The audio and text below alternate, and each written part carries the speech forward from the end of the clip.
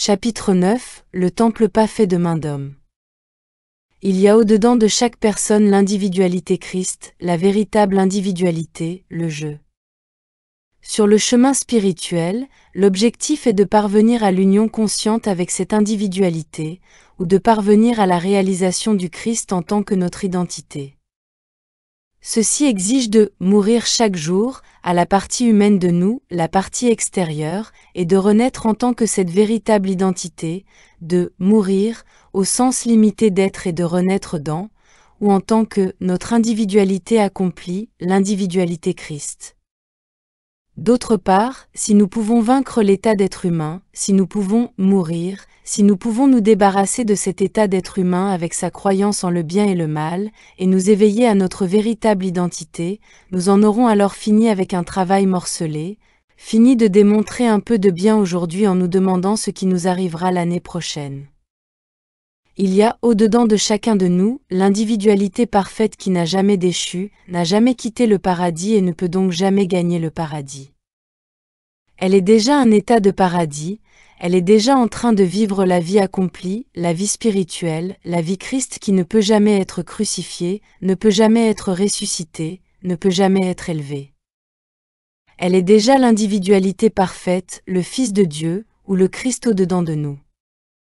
Elle a été appelée la manne cachée, la perle de grand prix, la robe d'immortalité. Ce Fils de Dieu, c'est vous, c'est moi. En réalité, c'est notre individualité, et nous ne la rafistolons pas, nous ne la démontrons pas, nous ne la guérissons pas, nous ne pouvons même pas faire des progrès avec elle. Nous pouvons cependant mettre en lumière dans notre expérience cette individualité achevée, notre individualité Christ. Mais, pour accomplir cela, nous ne nous mettons pas à méditer avec l'idée de résoudre un problème extérieur, car notre objectif spirituel n'est pas de développer un état d'être qui n'a pas de problème, mais de mourir à l'état d'être qui en a ou n'en a pas, et de renaître à notre individualité déjà achevée. Pour donner une aide spirituelle, rejetez tous les concepts. Quand nous commençons notre méditation, nous ne pouvons pas y introduire une quelconque pensée au sujet du problème. Ceci s'applique à n'importe quelle situation ou personne. Par exemple, si nous avons des enfants ou des petits-enfants et que nous voulons leur être d'un quelconque secours, non pas en leur enseignant extérieurement quoi que ce soit mais par notre réalisation intérieure, réalisons maintenant que nous devons les chasser de notre pensée. Nous ne les prenons pas dans notre pensée comme si nous voulions les améliorer, comme si nous voulions les aider, mais en cet instant même, assis là, nous devons réaliser. Je n'ai pas affaire à un enfant qui a une bonne nature ou à un enfant qui a une mauvaise nature. Je ne suis pas en communion avec un enfant intelligent ou un enfant pas très intelligent. Je suis maintenant en communion avec l'enfant de Dieu, le Saint d'Israël, l'accompli, le Christ de Dieu, le rejeton spirituel de Dieu. Votre corps n'est pas un corps physique. Ne savez-vous pas que votre corps est le temple de Dieu, et que Dieu est dans ce temple, spirituel, harmonieux, complet? Vous êtes le parfait d'Israël, l'accompli de la maisonnée de Dieu. C'est celui-ci que je suis en train de connaître, c'est avec celui-ci que je suis en communion. La terre que vous devez habiter n'est pas un pays physique avec un drapeau. Le royaume de Dieu est à vous. Le royaume spirituel, qui est peuplé de l'être même de Dieu infiniment manifesté, de la vie de Dieu infiniment vécue, est à vous. Votre maisonnée n'est pas une maisonnée de parents, frères et sœurs humains. Votre maisonnée est la maisonnée de Dieu, le temple de Dieu. Nous pouvons méditer pour un mari ou une épouse, une mère ou un père, une sœur ou un frère, ou pour notre prochain, notre voisin d'accent grave côté ou notre prochain au-delà de l'océan. Nous pouvons commencer par tous nos prochains qui sont nos amis, puis nous pouvons continuer par nos prochains qui sont nos ennemis. Mais, dans chaque cas, nous ne méditons pas pour faire passer l'état humain du mal au bien, de la maladie à la santé, ou de la pauvreté à la richesse. Dans chaque cas, nous méditons afin de faire connaissance avec notre prochain, le prochain que nous sommes censés aimer et que, dans la scène humaine, nous trouvons parfois impossible d'aimer. Dans ma véritable identité, je suis ce Christ, cet être accompli que vous êtes. Mais si je me regarde tel que j'apparais à l'extérieur, je sais combien j'en suis loin. Où que je me trouve sur le chemin spirituel, je suis très, très loin de mon état Christ, et je sais ceci mieux que n'importe qui d'autre. Si vous ne savez pas cela à votre sujet, il est temps de vous réveiller et de réaliser que votre état humain n'est pas plus la manifestation et la plénitude de ce que vous êtes en réalité spirituellement que la nuit n'est comme le jour. En fait, vous ne connaissez même pas la nature de votre véritable être. La seule indication que vous ayez est le bon état humain, et ceci n'est pas assez, parce que même les états humains les meilleurs possibles n'ont pas tous en eux une trace de spirituel. Allez au-delà de la démonstration du bon état humain. Vous devez aller au-delà de l'état humain, vous devez aller au-delà du meilleur état humain jamais connu, avant de pouvoir trouver l'identité spirituelle. Vous devez être capable de rayer de votre pensée vos qualités les plus aimantes, vos qualités les plus généreuses, vos qualités les plus amicales. Elles doivent toutes s'en aller afin que vous puissiez dire, oui, bien sûr, mais à quoi ressemble l'identité spirituelle? À quoi ressemble l'individualité spirituelle? J'essaie de découvrir ce que voulait dire le Maître quand il a dit « Je vous donne ma paix ». Quel genre de paix donne notre identité spirituelle? Quel genre de paix est-ce là? Vous devez aller au-delà de la pensée de démontrer un état humain en bonne santé, un état humain riche et un état humain heureux. Vous devez percer le voile d'illusion qui vous sépare de la réalisation de votre individualité immortelle, de votre individualité Christ, l'individualité accomplie que vous êtes, qui n'a pas de qualité de bon état humain ou de mauvais état humain. Nous en venons de nouveau au mot « je » et aux deux manières de l'utiliser. Il y a le « je » qui se rapporte à notre état humain. C'est le « je » qui a des problèmes et est toujours en train de surmonter quelque chose. Mais il y a cet autre je qui n'a jamais eu de problème, qui n'est jamais né et ne mourra jamais. C'est le je que je suis, le je qui constitue notre identité spirituelle et qui est sous la loi de Dieu. C'est le je que nous sommes spirituellement, qui vit par la grâce. C'est le je avec lequel nous communions, que nous pensions à nos enfants, à un patient, à un étudiant ou à un membre de notre famille. Nous ne communions pas avec l'état humain de ces personnes. Nous ne nous y intéressons pas, qu'ils soient bons ou mauvais. Nous cherchons à entrer en communion spirituelle avec le Christ de ces personnes, avec leur individualité achevée, ce qui est caché derrière leur apparence extérieure. Que je meure, afin que je puisse être révélé. Si je me mets à méditer en pensant à moi-même ou à un être humain que j'aimerais guérir, enrichir ou rendre heureux, je me retrouve alors dans le monde métaphysique, et sans doute même dans le monde psychologique ou psychiatrique qui a pour but d'améliorer un être humain, amélioration qui n'est généralement pas permanente. Mais si je suis sur le chemin spirituel, je vais au-dedans et abandonne cette identité humaine, ce sens humain de « je » et je refuse de faire une quelconque tentative pour l'améliorer, la guérir, la corriger, la purifier ou l'enrichir. J'ignore les apparences et je demeure dans ce je, le je que je suis à la domination spirituelle. Le je que je suis vit par la grâce et est doté de la grâce de Dieu. J'ai déjà la nourriture, j'ai déjà la totalité de l'harmonie spirituelle, de la grâce spirituelle, de la vie spirituelle et de l'amour spirituel. Je suis déjà la nourriture, le vin et l'eau. Je suis déjà la résurrection, je suis celui qui est monté, je suis celui qui est accompli. En vertu de mon unicité avec le Père, je suis déjà revêtu d'immortalité, je suis déjà être éternel. Mon unicité, cette relation originelle qui m'a été donnée au commencement, m'établit dans les cieux. Ce je n'ai jamais né et n'a aucun besoin de compter les anniversaires. Ce je ne mourra jamais et n'a pas à s'inquiéter du futur. Il a déjà une existence immortelle et éternelle, et peu importe qu'elle soit vécue en Angleterre, aux États-Unis, en Afrique, ou bien dans ce que l'on appelle ce côté-ci ou l'autre côté. Le je que je suis est toujours le je.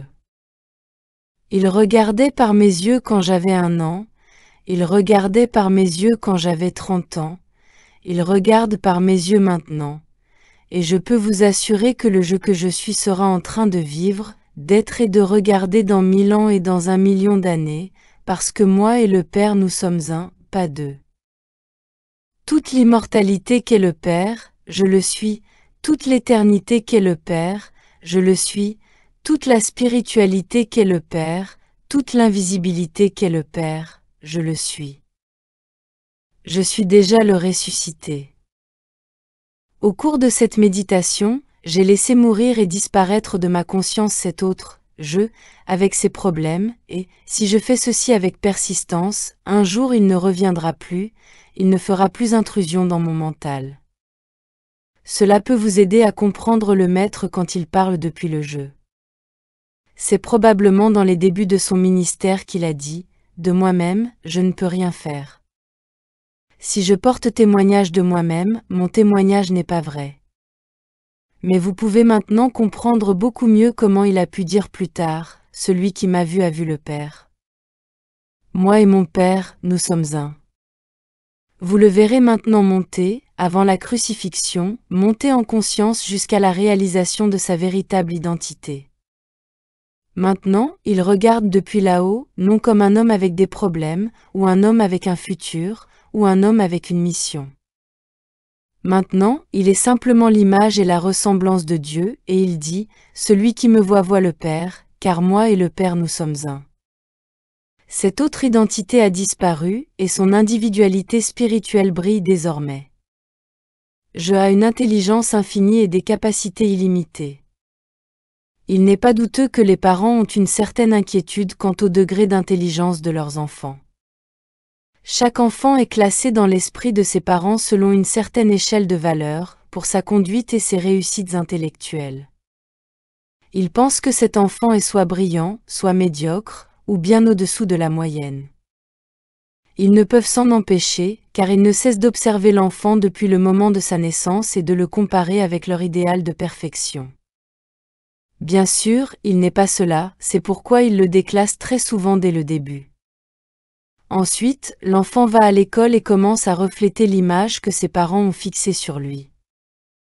Personne ne peut changer l'intelligence d'un enfant en voulant qu'il soit brillant, de même, un enfant méchant ne peut être transformé en un bon en voulant qu'il soit bon.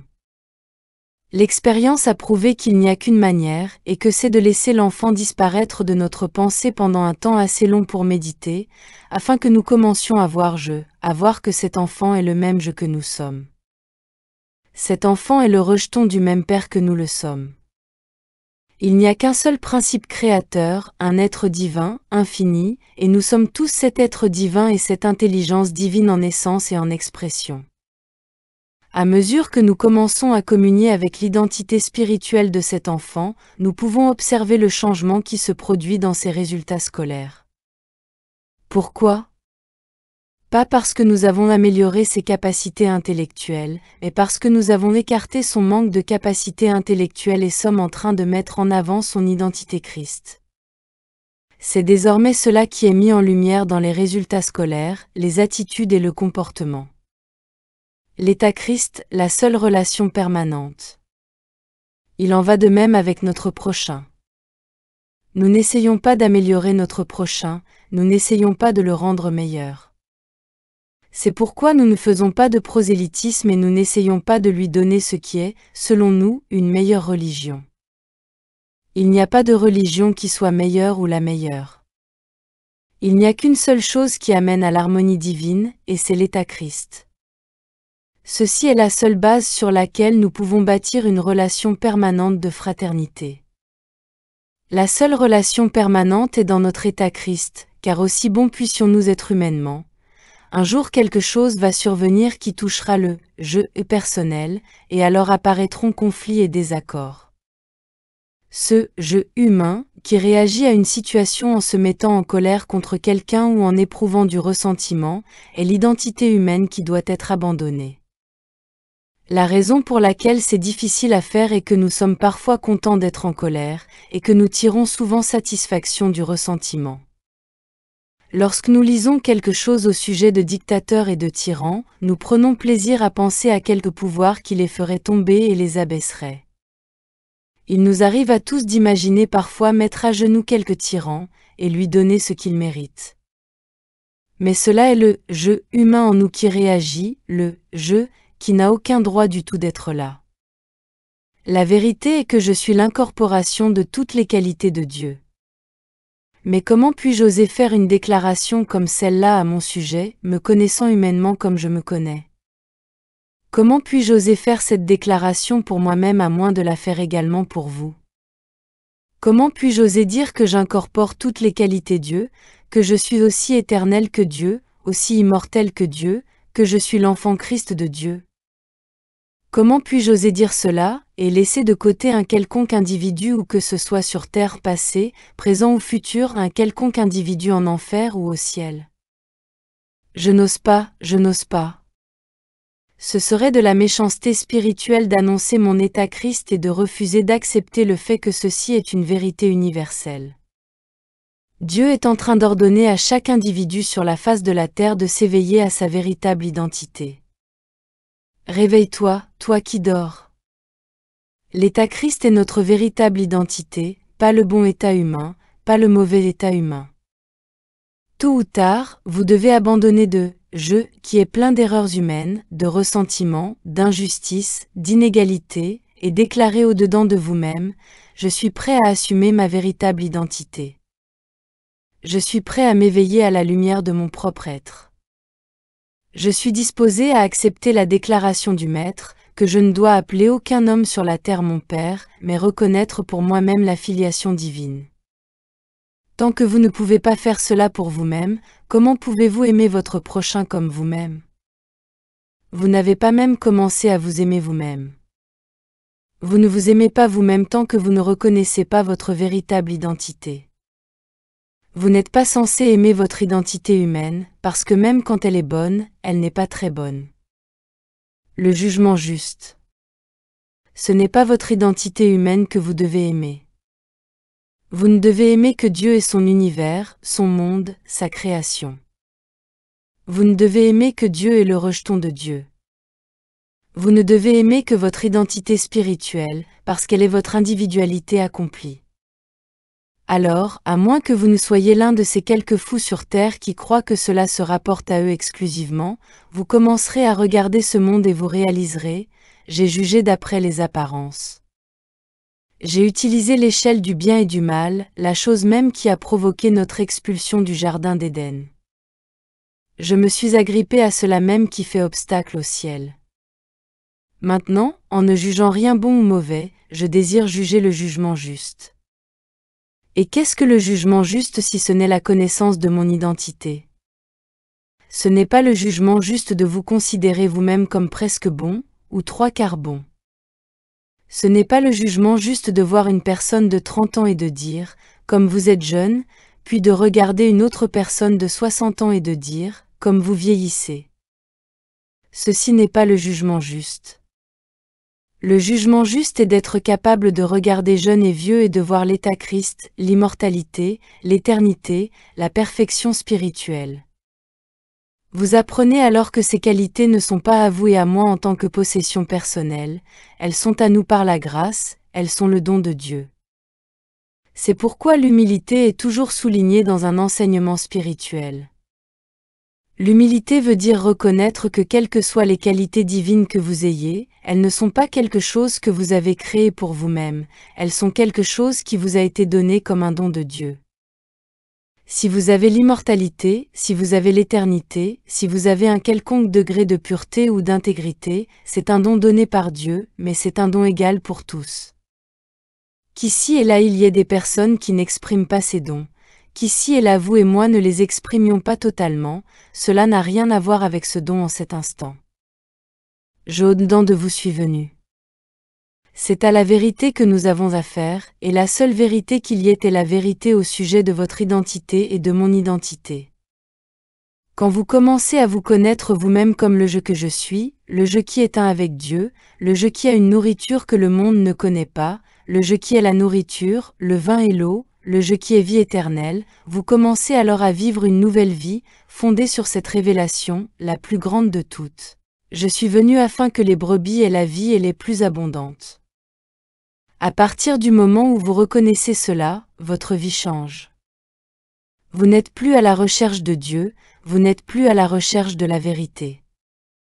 C'est vrai que vous cherchez une plus grande réalisation de la vérité que vous connaissez déjà, et une plus grande démonstration de cette vérité.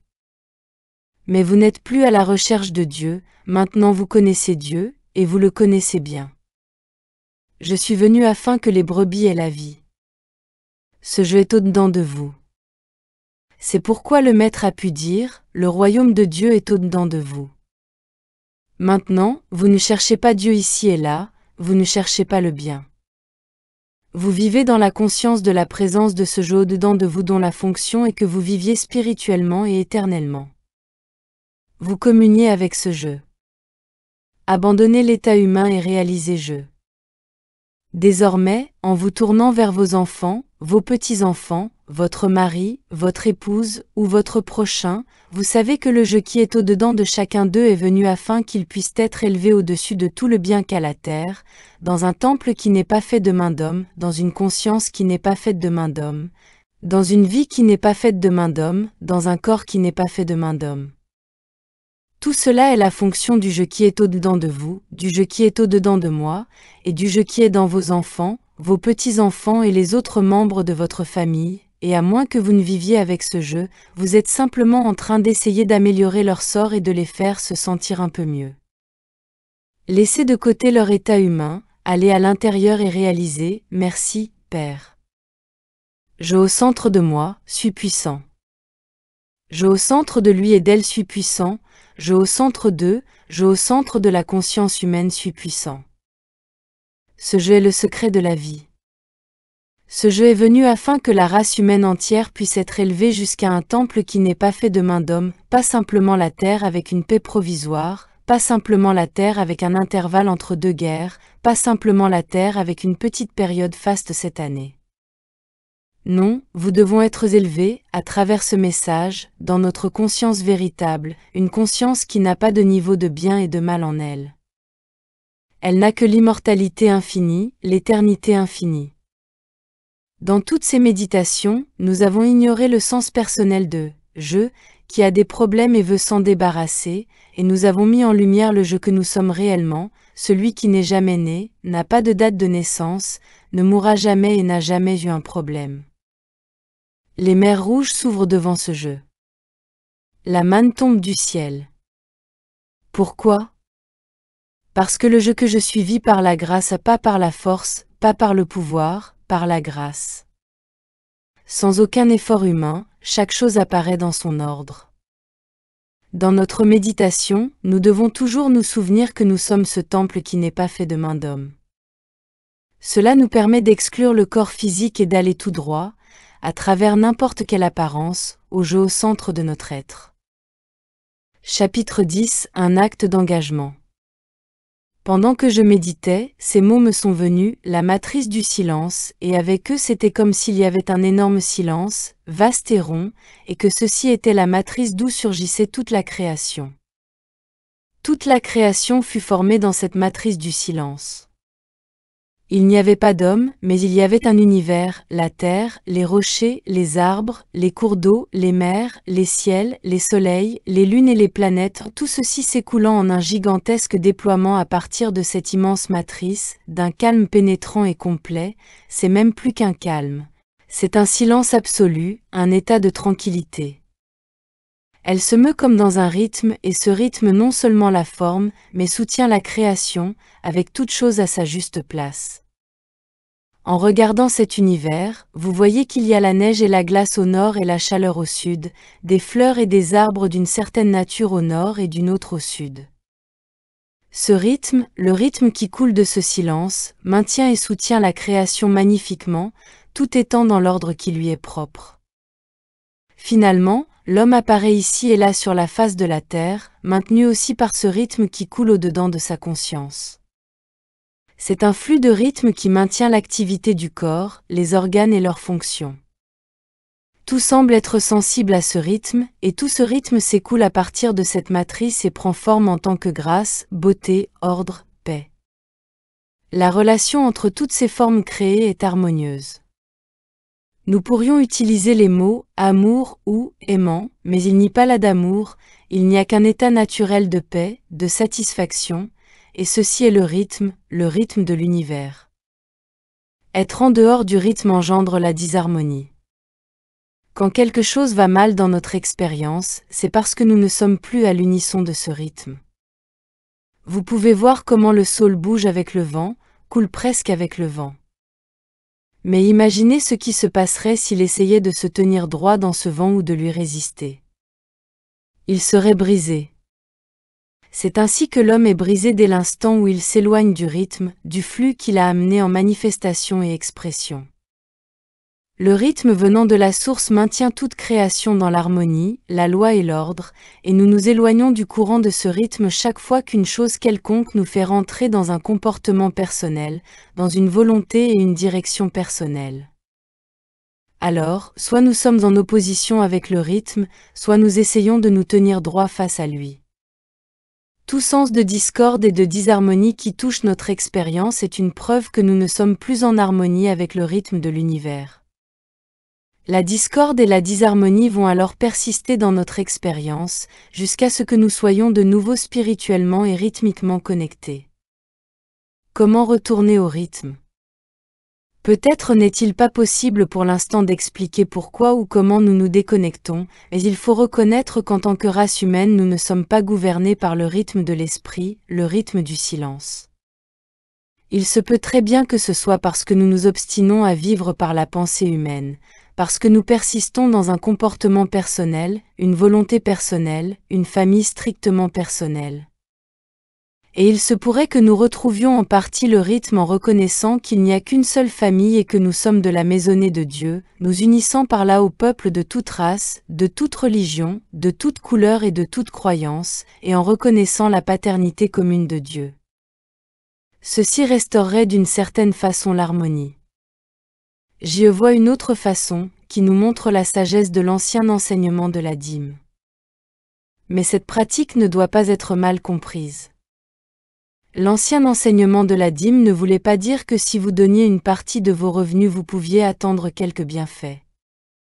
Nous ne pouvons pas entrer dans un quelconque arrangement mercantile avec Dieu, où nous donnerions 10% et où il en rendrait 90%.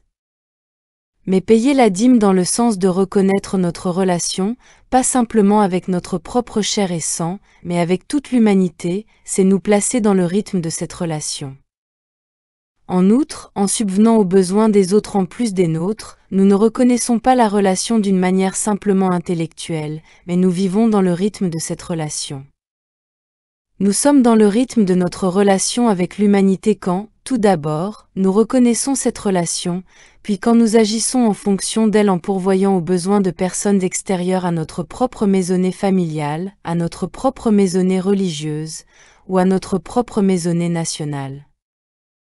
La relation universelle de l'humanité doit être reconnue par un acte. Vous voyez donc que pour réintégrer ce rythme originel, il devient nécessaire de le faire par un acte. Le savoir intellectuel n'est pas suffisant, il doit être suivi par un acte. Celui-ci est un engagement, c'est un acte d'engagement. Si nous déclarons que nous sommes tous de la maisonnée de Dieu, et que nous continuons à vivre seulement pour notre propre famille, pour ceux de notre propre religion ou de notre propre nation, nous sommes virtuellement en contradiction avec nous-mêmes et créons une friction. Notre condition est alors pire que celle de la personne qui ignore cette relation universelle.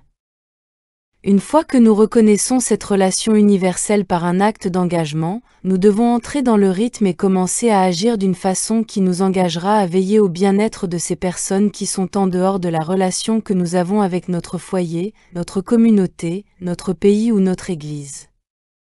De la même façon, si nous nous contentons de reconnaître notre état Christ, nous créons aussitôt un conflit au-dedans de notre propre être, qui est bien pire que si nous n'avions jamais entendu parler de notre état Christ, parce qu'ayant entendu parler de cela, nous devons maintenant le vivre.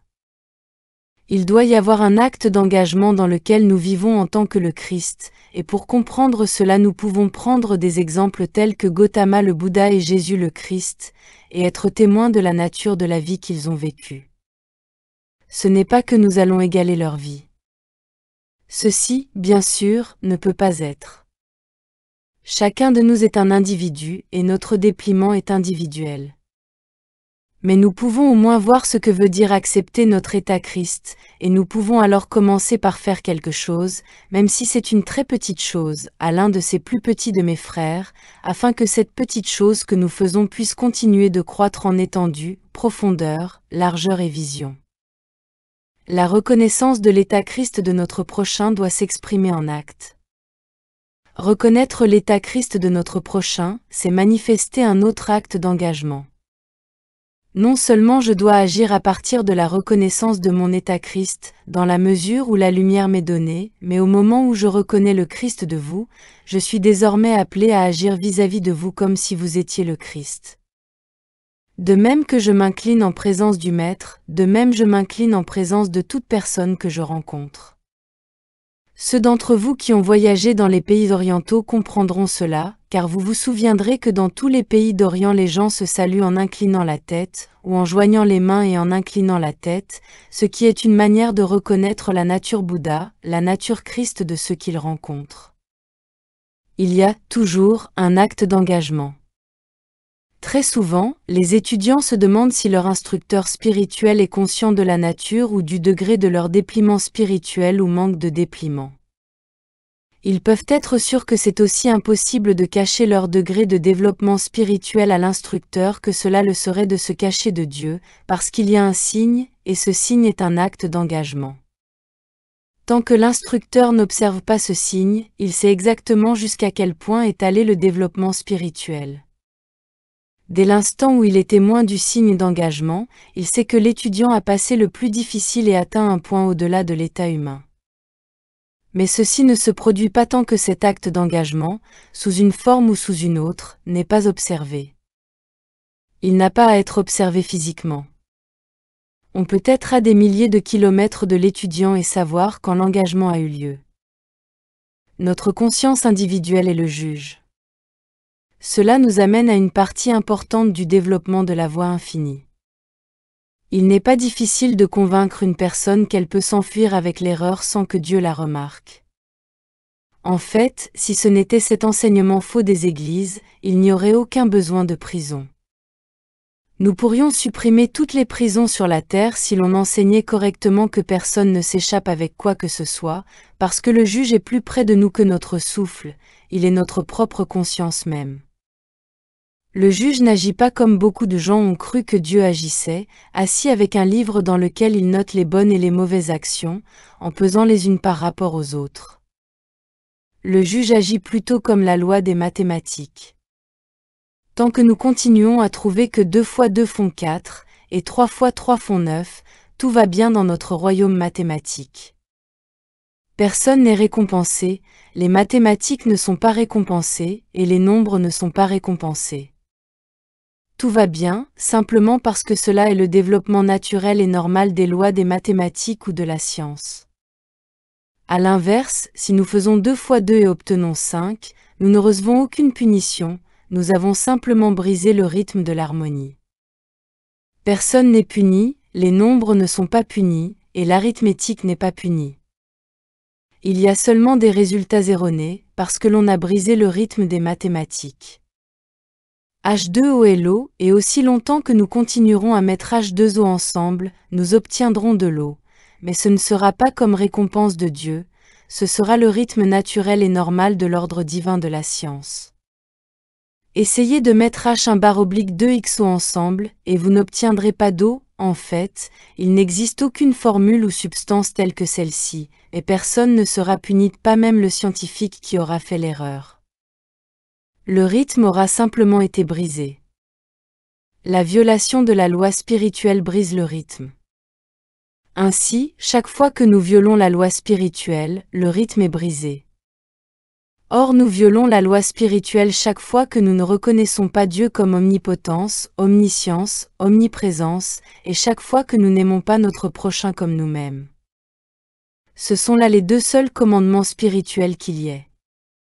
Cela est le rythme de tout l'univers créé, y compris l'homme. Il n'y a aucune façon de violer le rythme si ce n'est d'accepter deux pouvoirs, le bien et le mal à la place de l'omnipotence de l'esprit, ou d'accepter un mental autre que le mental de Dieu, ou d'accepter une présence autre que la présence de Dieu. Cela brise le rythme. Personne ne le brise pour nous? Aussi longtemps que nous obéissons à l'injonction de reconnaître Dieu dans toutes nos voies, en le connaissant bien comme le seul et unique pouvoir, la seule et unique présence, la seule et unique intelligence, en aimant notre prochain comme nous-mêmes, en reconnaissant l'état Christ de nous-mêmes, en reconnaissant l'état Christ de notre prochain. Puis en mettant cet amour en action, toute arme forgée contre toi sera sans effet.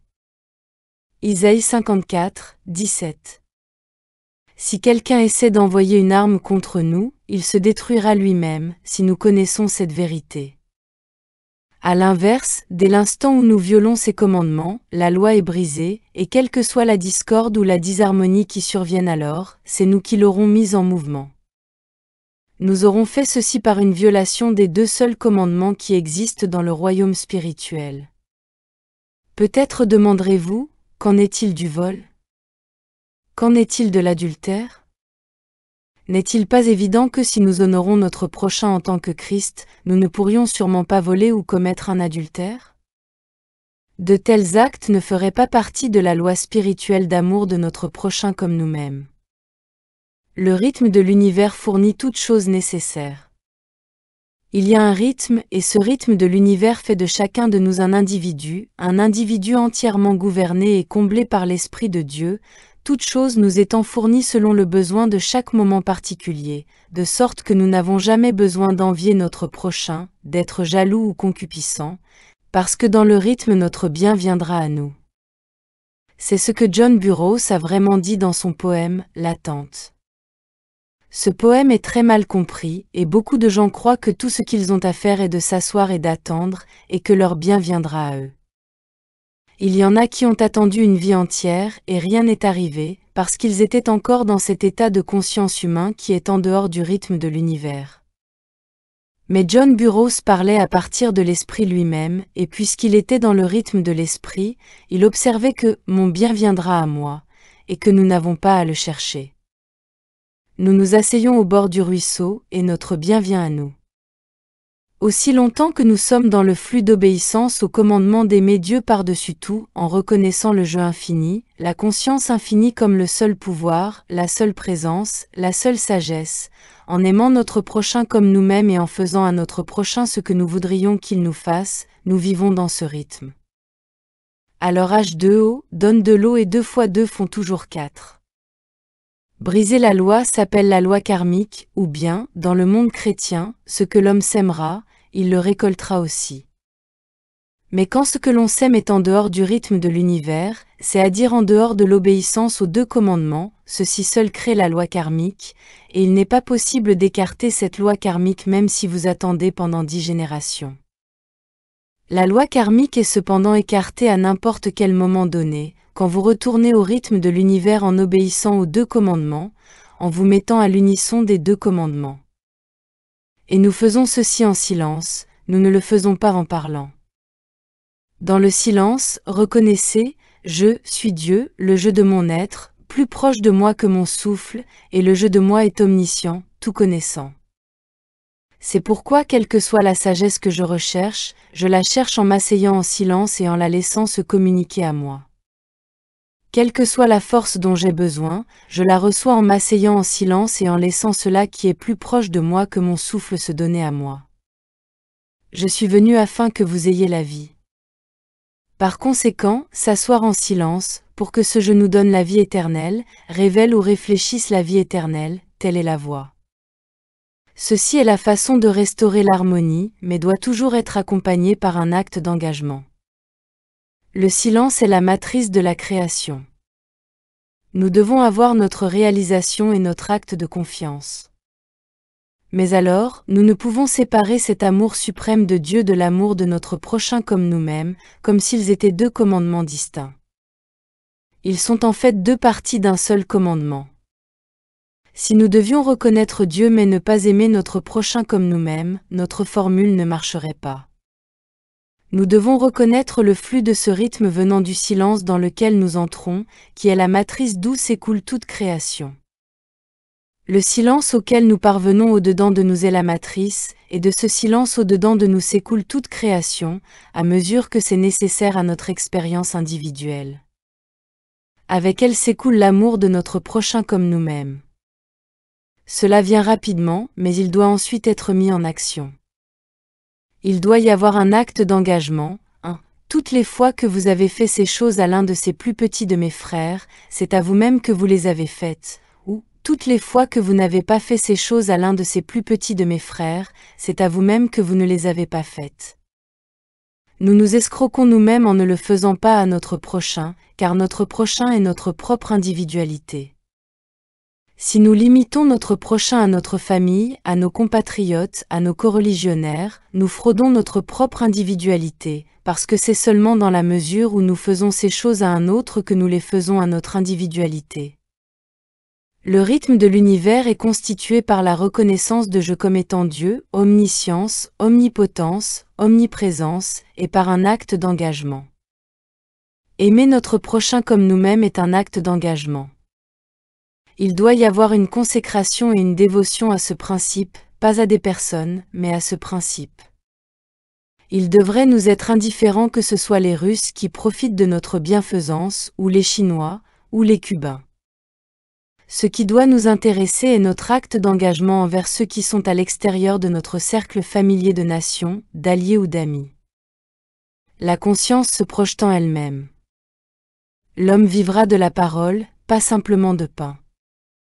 C'est dans la mesure où nous recevons la parole s'écoulant de notre conscience à travers le silence, et où nous accomplissons un acte d'engagement qui nous lie à elle, nous met en rapport avec elle et nous identifie à elle, que nous sortons du milieu d'eux, et en sommes séparés, confère 2 Corinthiens 6, 17. Vous découvrirez alors que notre monde est une émanation de notre état de conscience. Plus notre état de conscience s'élève dans l'obéissance aux 2 commandements, plus le monde créé devient joyeux, paisible et harmonieux, parce que le monde créé est une création de notre conscience. Si nous pouvions voir ou sentir que derrière notre tête il y a cette grande conscience se projetant elle-même, et si nous ne lui faisions pas obstacle par nos pensées humaines, cette conscience s'écoulerait dans sa forme et variété infinie, et il n'y aurait aucune limitation à notre univers ou à son harmonie. Ce n'est que dans la mesure où nous gênons ce flux, avec ce sens personnel de « je »,« moi » et « mien », que notre univers est un peu moins infini qu'il devrait l'être. Peut-être croyez-vous suivre cet art de vivre qu'est la voie infinie en lisant les livres ou en écoutant le message, mais je vous dis que non, tant que vous n'êtes pas arrivé au point d'un acte d'engagement. Peut-être croyez-vous que vous êtes sous la loi de Dieu, mais je vous dis que non, tant que vous ne vous y êtes pas mis vous-même par un acte d'engagement. Peut-être croyez-vous que la grâce de Dieu va prendre soin de vous, et je dis qu'elle ne le fera pas, tant que vous ne serez pas amené à un point d'engagement. C'est lorsque vous vous engagez à obéir aux 2 grands commandements, en les reconnaissant et en les adoptant en tant que façon de vivre, et que vous accomplissez votre acte d'engagement, que vous devenez enfant de Dieu, héritier de Dieu, qui ne vivent pas de pain seulement, mais de chaque parole de Dieu. Vous ne vivez plus alors par la force ou par le pouvoir, mais par mon esprit. Vous ne vivez plus alors en vous inquiétant, pour votre vie de ce que vous mangerez, ou pour votre corps de quoi vous serez vêtu, mais vous vivez par la grâce de Dieu. La raison de méditer.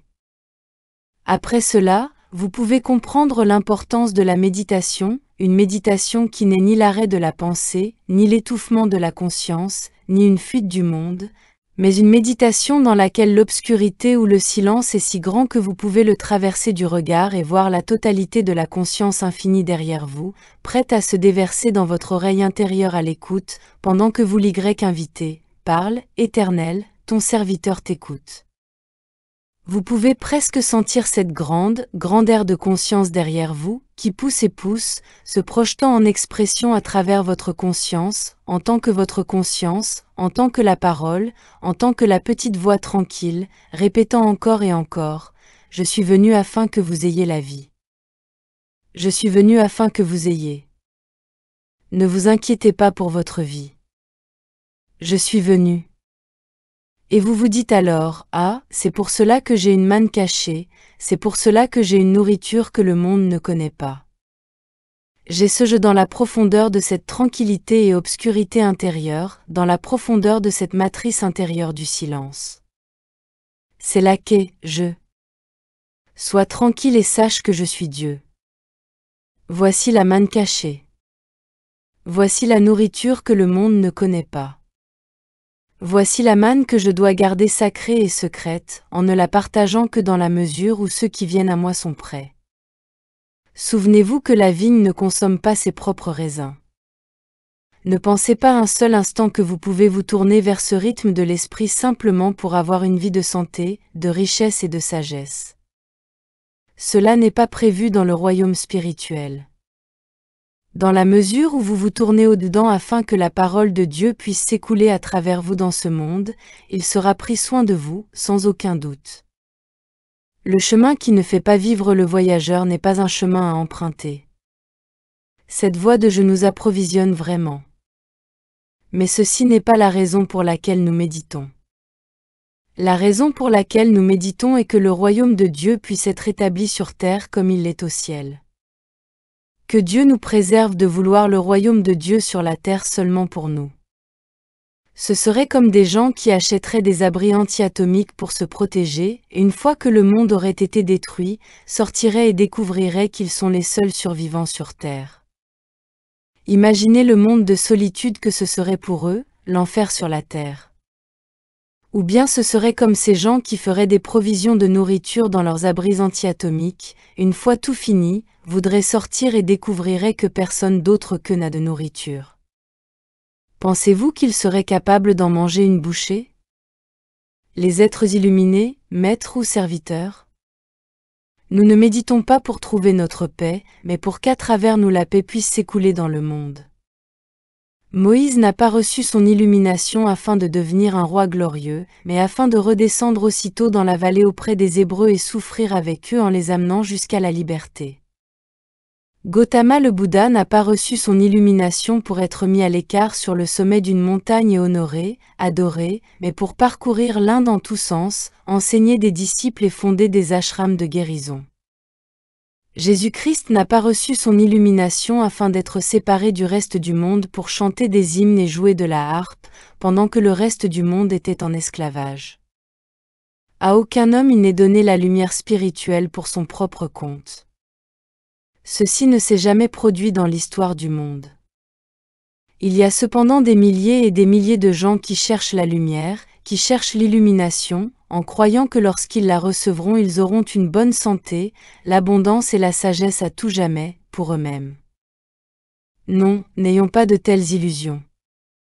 Si vous cherchez l'illumination, vous la recevrez, tant que vous ne rêverez pas qu'elle va vous mettre à l'écart du monde, ou faire de vous un maître sur la terre. L'illumination fera de vous un serviteur. Certaines personnes vous appelleront peut-être « maître », mais dans votre cœur vous sourirez, vous m'appelez maître, mais je sais dans quelle mesure je suis un serviteur. Je sais jusqu'où je suis appelé à servir. Tout le reste du monde semble être mon maître. Non, l'illumination n'apporte pas de titre ou de robe fantaisiste, ni une vie de paix à l'écart. Elle apporte une vie de consécration, de dévotion, de service. Quand le Maître a dit à ses disciples de laisser leur filet, il demandait un signe d'engagement, et s'ils ont reçu de lui l'illumination, ce fut seulement afin qu'ils puissent devenir pêcheurs d'hommes. Lisez l'histoire de la vie de Paul et remarquez les coups de fouet, les emprisonnements et la faim qu'il a endurés pour porter le message du Christ à l'humanité. Examinez la vie de tous les mystiques, et voyez les incompréhensions et parfois les emprisonnements qui furent leur lot. L'illumination a un prix, quittez le monde, quittez mère, frère, sœur et père si nécessaire pour moi. Soyez certains que s'il y a illumination, il y a un acte d'engagement envers le monde entier, pas seulement envers un groupe religieux et pas seulement envers une communauté. En outre, il ne s'agit pas simplement d'être au travail 3 heures par jour, 3 jours par semaine. Recevoir l'illumination et la dédication veut dire un acte d'engagement envers le monde 7 jours par semaine, 24 heures par jour. Dieu ne se révèle pas à la légère, ni pour des objectifs égoïstes, ni à ceux qui voudraient utiliser Dieu. Les cœurs purs sont ceux qui comprennent que la nature des 2 commandements constitue le rythme de l'univers. En obéissant à ces 2 commandements, nous sommes au diapason du rythme de l'univers, pendant qu'il s'écoule du silence que nous atteignons au-dedans de nous-mêmes. Dans le calme et la confiance sera votre force. Isaïe 30, 15. Soyez tranquilles et sachez que je au centre de vous suis Dieu. Soyez tranquilles et laissez le rythme s'écouler depuis ce silence au-dedans de votre propre être, après quoi faites l'acte d'engagement qui vous met en accord avec les gens de ce monde. Si le nom d'un guide ou instructeur spirituel doit survivre, ce doit être celui d'un individu parvenu à l'unisson de l'Esprit de Dieu, qui est l'Esprit de toute l'humanité, de tous les hommes, de toutes les femmes et de tous les enfants, partout, et qui ne laisse personne à l'extérieur. Il y a en l'homme un esprit, et c'est avec ceci que nous nous mettons à l'unisson. Nous recevons alors des fruits en atteignant l'état de conscience qui nous permet de faire l'acte d'engagement. Que ce soit pour laisser nos filets, pour vendre tout ce que nous avons afin d'acheter la perle, ou pour quitter mère et père, il y a un acte d'engagement qui nous unit à Dieu et l'homme. Chapitre 11, un acte d'adoration et les fruits. Nous avons la vie, le mouvement et l'être dans une mer de conscience, un océan infini de conscience, qui se déverse à travers et en tant que notre conscience individuelle, et apparaît à l'extérieur en tant que forme. Tant que nous ne la gênons pas avec « je »,« moi » ou « mien », le rythme de cette conscience continuera de se dérouler harmonieusement. Les apparences extérieures, les formes extérieures, seront harmonieuses, et nous vivrons la vie spirituelle, nous vivrons dans la 4e dimension de la vie. Si nous violons une loi morale ou spirituelle, nous mettons en mouvement la loi karmique, la loi de « ce que l'homme sèmera, il le récoltera aussi ». Tôt ou tard, notre erreur nous découvrira et exigera un paiement. Nous en sommes venus à considérer cela comme une punition, presque comme si c'était une punition de Dieu. En fait, la plupart des religions enseignent que la punition vient de Dieu. Quand le monde apprendra la vérité qui est révélée dans le tonnerre du silence, il découvrira que cela n'est pas vrai. Quelle que soit la punition que nous recevions, ce n'est pas plus une punition de Dieu que ne le sont les conséquences déplaisantes de la croyance fausse que 2 fois 2 font 5. La punition n'est pas de Dieu, elle est due entièrement à notre ignorance, et elle prend fin à l'instant même où nous recevons la lumière. En fait, le Maître a mis de côté 9 des 10 commandements, et il nous a donné 2 commandements hébreux très anciens. Aime le Seigneur ton Dieu de tout ton cœur, de toute ton âme et de tout ton esprit, et aime ton prochain comme toi-même. Ces 2 commandements ne sont pas faciles à suivre. La plupart d'entre nous ont découvert qu'il est absolument impossible d'aimer le Seigneur notre Dieu de tout notre cœur et de toute notre âme, et qu'il est encore plus impossible d'aimer notre prochain comme nous-mêmes.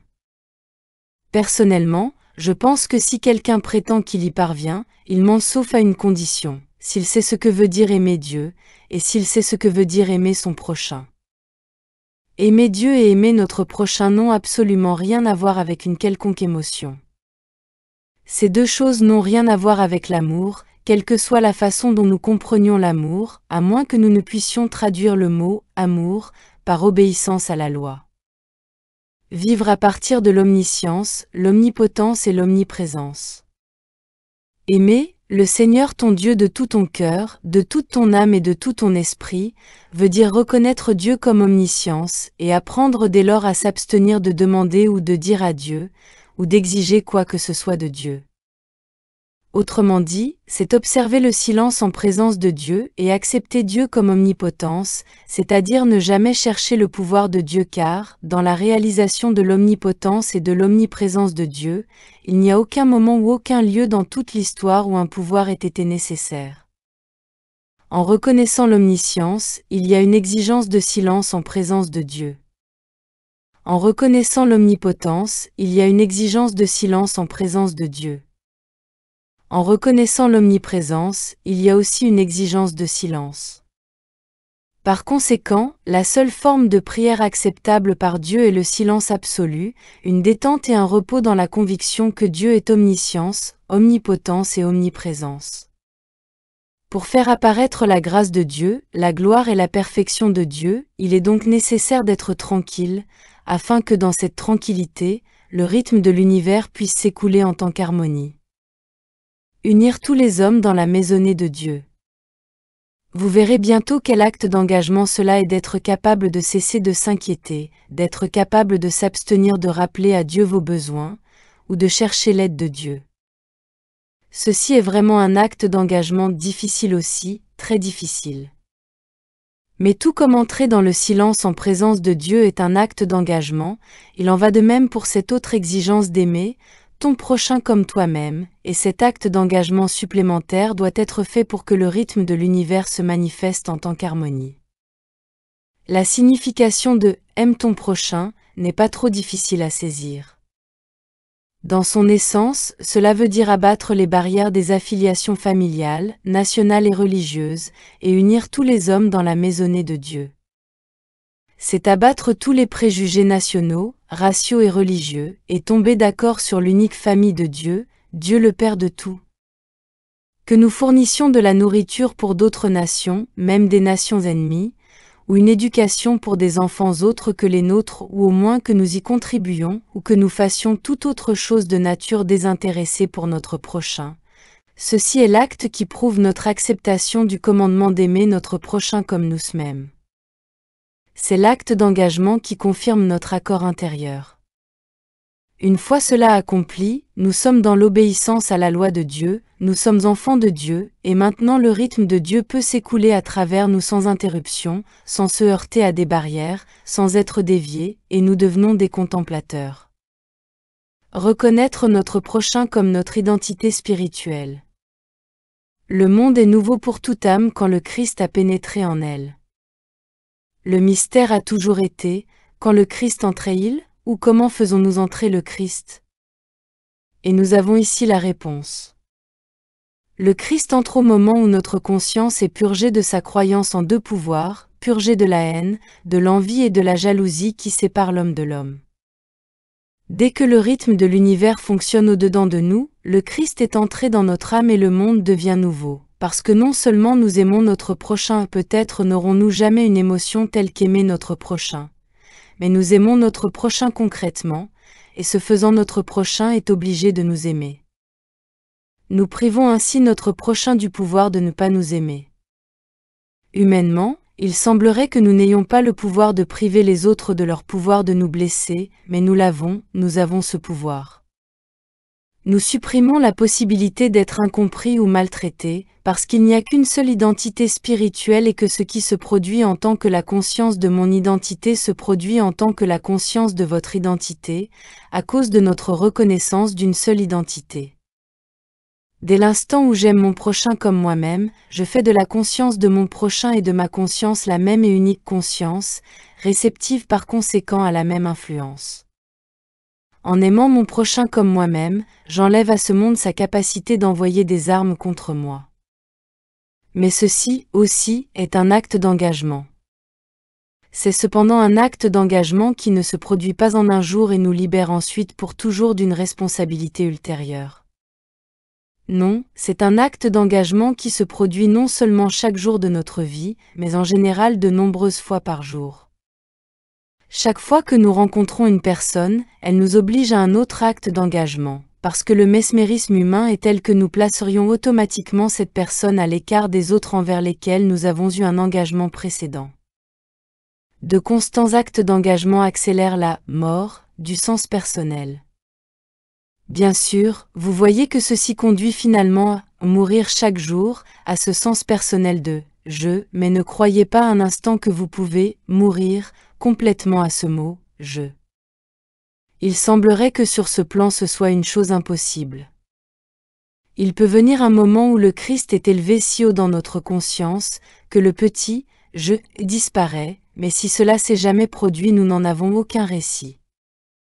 Nous savons que le sens personnel de « je » était présent en Jésus quand il prêchait contre les autorités ecclésiastiques et les changeurs, ceux qui avaient les postes élevés, ceux qui exigeaient des sacrifices d'animaux. Nous savons que le sens personnel de « je » était là quand il demanda à ses disciples « Ne pourriez-vous pas veiller avec moi 1 heure ?» Il est donc peu probable que durant notre existence terrestre nous mourions entièrement au sens personnel de « je », mais nous pouvons minimiser les effets du sens personnel de « je » par de constants actes d'engagement, en aimant Dieu de tout notre cœur, de toute notre âme et de tout notre esprit et en aimant notre prochain comme nous-mêmes. Une raison pour notre foi. En continuant de faire cela et en nous retirant dans le silence en présence de Dieu, le rythme s'écoule. Mais ne faites pas l'erreur qu'ont faite beaucoup de ceux qui sont sur le chemin spirituel. Ne vous autorisez pas à sombrer dans une foi aveugle. Il est tout à fait normal d'avoir la foi en 2 fois 2 font 4, ou d'avoir la foi en le fait que H2O est de l'eau, mais n'ayez pas une foi en « je ne sais quoi », parce que ceci est dangereux. Par conséquent, lorsque vous êtes dans le silence, en présence de Dieu, et que vous attendez que ce rythme de vie s'écoule à travers votre conscience en tant qu'harmonie dans le monde extérieur, soyez certain d'avoir une raison pour votre foi. Cette raison est que nous avons pris conscience que je est le nom de Dieu. Nous avons convenu que c'est la raison pour laquelle nous pouvons être tranquilles et savoir que je au centre de nous est Dieu. Nous voyons alors pourquoi il est vrai que j'ai une manne cachée, pourquoi j'ai une nourriture que le monde ne connaît pas, pourquoi j'ai la source, le réservoir que je suis. Et parce que l'infinité de la vie, l'immortalité de la vie est emmagasinée dans le je que je suis, je peux être tranquille et laisser ce rythme s'écouler, aller au-devant de moi pour aplanir les chemins montueux, marcher à côté de moi, derrière moi, et apparaître quand c'est nécessaire en tant qu'une nuée le jour et une colonne de feu la nuit, en tant qu'une pauvre veuve qui partage, en tant que de petits pains cuits sur la pierre, ou en tant que la multiplication des pains et des poissons. Le miracle est le silence. Ici encore je répète une leçon précédente, ne croyez pas qu'il y ait des faiseurs de miracles sur la terre, et qu'un homme quelconque puisse multiplier les pains et les poissons, ou faire tomber la manne du ciel, ou faire surgir l'eau des rochers. Rien de cela n'est prévu dans le royaume de Dieu tout entier. Soyez tranquilles et sachez que je peux vous donner de l'eau. Ce je, vous vous souvenez, est cette présence de Dieu devant laquelle nous sommes silencieux. Sachez seulement que je peux multiplier les pains et les poissons, ce je devant lequel nous nous tenons en silence total. Nous pouvons alors être des contemplateurs pendant que les pains et les poissons sont multipliés.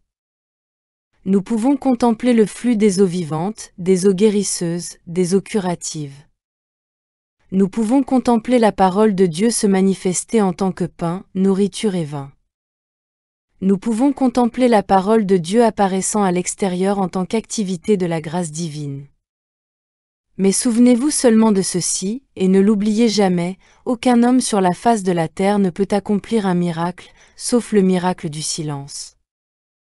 Pour la plupart d'entre nous, ceci même est un miracle si nous sommes capables d'y parvenir. Soyez tranquille l'espace d'1 seconde, et vous verrez alors le je, que nous n'utilisons pas et ne manipulons pas, mais que nous contemplons dans la tranquillité, en silence. Ce je apparaît à l'extérieur en tant qu'harmonie dans notre expérience. Il apparaît même comme un pouvoir qui ferme la gueule du lion et retient les pilates de ce monde. Quand l'Écriture dit « Celui qui est en vous est plus grand que celui qui est dans le monde », voyez-vous exactement combien plus grand, combien plus puissant. La puissance de Dieu est au-dedans de nous, et cette puissance peut être amenée dans le domaine extérieur quand nous prenons l'attitude d'un contemplateur et que nous sommes complètement tranquilles dans la présence du je que nous sommes. La loi karmique est brisée à mesure que le sens personnel est retiré. C'est contre ce je que nos pensées se heurtent quand notre part humaine se laisse aller aux haines humaines, aux amours humaines, aux peurs humaines, aux doutes humains et à l'ignorance humaine. Quand ceux-ci butent contre ce jeu, ils rebondissent en tant que ce que nous appelons la punition, qui n'est pas du tout une punition mais simplement l'erreur naturelle qui naît de l'erreur. La loi karmique, la loi de « ce que l'homme sèmera, il le récoltera aussi », est mise en route chaque fois qu'un sentiment humain heurte la réalité spirituelle du je que je suis. Dès l'instant où nous avons une pensée erronée ou faisons un acte erroné, ceci bute contre notre propre intégrité spirituelle intérieure et rebondit sur nous. Les résultats n'étant pas toujours visibles sur le moment, nous pensons parfois que nous pouvons leur échapper, mais ils nous atteignent inévitablement, et nous nous demandons alors, pourquoi est-ce que je souffre de ceci? Pourquoi faut-il que ceci m'arrive? Nous avons oublié la loi que nous avons mise en mouvement en violant notre propre intégrité spirituelle. Heureusement, nous pouvons corriger cela à tout moment en retirant le sens personnel d'identité qui aime, déteste ou a peur, et en devenant des contemplateurs pendant que nous nous tenons dans la présence de l'Esprit, le je qui est au-dedans de nous. Ceci nous affranchit de toutes nos erreurs précédentes et de leurs pénalités. Le pardon vient quand le je dissout le sens personnel. Cela ne sert à rien de demander que nos erreurs soient pardonnées, parce qu'il y a cette intégrité spirituelle, l'intégrité du je qui est le tout connaissant, et il sait déjà si cet autre, je, a été dissous. Lorsqu'un nuage cache le soleil n'atteint pas la terre, mais quand le nuage est dispersé, le soleil brille de nouveau sur la terre. Le soleil savait-il que le nuage était là pour l'empêcher d'atteindre la terre? Le soleil s'était-il jamais arrêté de briller? C'est ainsi que ce jeu au centre de votre être et de mon être est votre intégrité spirituelle individuelle et la mienne, et elle est toujours en train de briller. Puis, un nuage fait écran. Or, quelle est la nature de ce nuage? Le sens personnel, le sens humain de « je ». Mais cette intégrité infinie qui est à moi, que je suis, continue de briller, et avec le temps, comme le dit l'Écriture, tout genou fléchira, ce qui veut dire que tous les nuages seront finalement dissipés. La lumière que je suis dissipe tout sens personnel, et alors, la gloire que j'avais avec toi avant que le monde fût, est pleinement évidente au monde, et le monde dit, voici la gloire de l'Éternel. Mais cela que nous sommes ne sait pas qu'il est en train de brûler les impuretés du sens personnel de vous et de moi que nous entretenons. Il ne le sait pas. Notre intégrité spirituelle est simplement en train de briller, et tôt ou tard ces impuretés disparaîtront, et le je que nous sommes ne saura pas qu'il y eut un jour un sens personnel de « je » à pardonner. Il est inutile de dire « je vous prie de me pardonner », car aussi longtemps qu'il y a un « moi » pour demander pardon, il n'y a pas de pardon. Mais quand il y a un cœur qui désire ardemment le pardon, ceci est le moteur, ceci est le processus de purification. Nous honorons Dieu et nous honorons notre intégrité spirituelle quand, au lieu de demander le pardon ou des faveurs, nous approchons Dieu le doigt sur la bouche et sur le mental, allant à Dieu sans pensée, sans désir, allant à ce centre au-dedans de nous-mêmes en silence, afin de pouvoir entendre la petite voix tranquille même quand elle est la plus tranquille et la plus petite possible. L'amour de Dieu ne peut être canalisé. L'oreille à l'écoute est l'attitude de la prière et de la méditation, afin que nous puissions entendre non pas que nous puissions être entendus, mais seulement que nous puissions entendre, que nous puissions recevoir des communications venant de l'intérieur. Nous faisons ceci avec la pleine connaissance que nous n'allons pas recevoir la grâce de Dieu pour un quelconque dessein ou usage personnel, mais qu'elle est pour le bénéfice de tout. Si nous devons prier pour la grâce de Dieu, prions pour elle comme étant une bénédiction universelle afin que le royaume de Dieu soit établi sur terre comme au ciel, car, quoi que nous puissions penser, dire ou faire, il en sera ainsi. Cela ne se passera d'aucune autre manière. Personne ne peut canaliser l'amour de Dieu vers cette nation ou cette autre, vers cette famille ou cette autre, vers cette personne ou cette autre. L'amour de Dieu ne peut pas être canalisé, l'amour de Dieu est pour l'injuste autant que pour le juste. Jésus ne pouvait condamner qui que ce soit pour ses péchés, sachant qu'ils étaient les résidus du sens personnel d'identité qui subsistait. À l'inverse, il ne pouvait pas accepter d'être appelé bon par quiconque, étant donné qu'il connaissait la source de ce bien. Jésus aurait assurément réagi de même si quelqu'un avait parlé de ces grands miracles de multiplication des pains et des poissons, car il savait bien qu'aucun homme n'est un faiseur de miracles. Le pardon vient dans un moment d'engagement. Dieu n'a donné à aucun homme d'être un faiseur de miracles, mais l'homme, dans son silence, devient la transparence pour l'Esprit lui-même qui fait le miracle. Sans cela, un égotisme se manifesterait, qui ferait à tout jamais barrage à cet esprit au-dedans. Si nous pouvions un jour être amenés à croire que l'homme mortel est ou peut être spirituel, ou que l'homme mortel est ou peut être l'enfant de Dieu, il s'ensuivrait alors toute l'absurdité qui a été une malédiction pour l'Église en faisant croire aux gens qu'ils pouvaient aller à l'Église le dimanche et par un tour de passe-passe, être pardonnés, puis recommencer leur méchanceté le lundi en continuant de porter avec eux leur manque de charité, leur manque de bienveillance, leur manque de pardon ou leur manque de fraternité. Comment pouvaient-ils alors être purifiés? Les Hébreux enseignaient, et enseignent encore, qu'1 jour par an, en observant les rituels et rites de ce jour, ils sont pardonnés. Mais cela est impossible. Personne n'est pardonné pour ce qu'il a dans sa conscience de différent de Dieu. Ceci ne peut être pardonné, ce doit être abandonné.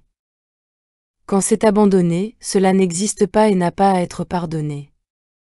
Par conséquent, le seul pardon a lieu quand l'Esprit transcendant entre et nous purifie, et ceci n'a pas besoin de se produire un certain jour de l'année. Cela se produit à un certain moment, et en général à un moment d'engagement. Le pouvoir n'est pas dans les mots mais dans la conscience. Ne comptez pas sur les mots, les mantras ou les prières. Si des mots et des pensées viennent, ils ne sont que les instruments de travail. Le pouvoir est dans la conscience à travers laquelle viennent les mots. Dieu est conscience individuelle. C'est pourquoi nous restons assis en silence, l'oreille à l'écoute, sans mots et sans pensée, dans la présence du Je que je suis. De cette conscience paisible vient la parole qui est pouvoir. Elle peut venir sous la forme d'un grand nombre de mots et de pensées, mais ne vous accrochez pas aux mots et aux pensées, parce que vous perdez alors le pouvoir. Apprenez à vous asseoir dans une attitude de respect, d'amour et de gratitude, devant la porte de votre propre conscience. Et souvenez-vous de ceci, je me tiens à la porte de votre conscience. Je me tiens à la porte et je frappe. Ne voyez-vous pas que je ne peux entrer que si vous vous installez dans cette écoute paisible et tranquille devant la porte de votre propre conscience? Ne commettez pas l'erreur d'adorer la conscience de quelqu'un d'autre, quelqu'un du passé, du présent, ou du futur espéré. Apprenez à comprendre que je me tiens à la porte de chaque conscience, saint ou pécheur, et à mesure que vous apprendrez à vous asseoir dans un silence respectueux, je s'ouvrira à vous, se révélera en tant que pouvoir, présence, nourriture, vin et eau. Les mots que vous pensez ne multiplieront jamais les pains et les poissons. Les pensées que vous avez ne guériront jamais personne de ces maux. Le pouvoir est dans la conscience, et quand elle se fait entendre, la terre fond. Il doit y avoir un « vous » et un « moi », assis au pied du maître, mais assis où au pied du maître? Assis à l'intérieur de notre propre conscience, dans le silence, dans le secret, en ne disant à personne ce que nous faisons, et recevant là le pain, le vin, la nourriture, l'eau, la parole. Écoutez est l'attitude correcte de prière. Il n'y a pas Dieu et l'homme. Il n'y a pas de Dieu répondant d'en haut ou de dehors à la prière, et soyez certains qu'il n'y a pas de grâce de Dieu pour l'erreur. Prier pour la grâce de Dieu alors que l'on s'adonne encore au sens personnel de soi et du monde, c'est comme demander à un illettré de résoudre un problème de mathématiques supérieures. Il est inutile d'essayer de revendiquer la spiritualité pour soi-même, il est inutile d'essayer de revendiquer l'état Christ ou la divinité pour soi-même. Une bien meilleure approche de la vie spirituelle est de vous asseoir dans le silence devant votre propre conscience et de laisser la voix vous dire qui vous êtes, ce que vous êtes, quand, où, combien, et pourquoi.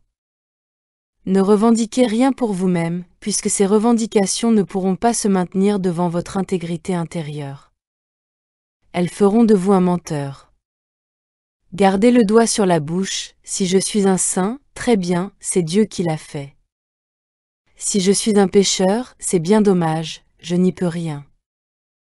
Mais dans chacun des cas, saint ou pécheur, puisse-je m'asseoir ici au pied du Maître au-dedans de moi, et puisse le Père me révéler mon identité et la nature de mon être, puisse le Père, en tant que lumière du monde, percer les nuages qui se mettraient entre moi et la démonstration spirituelle.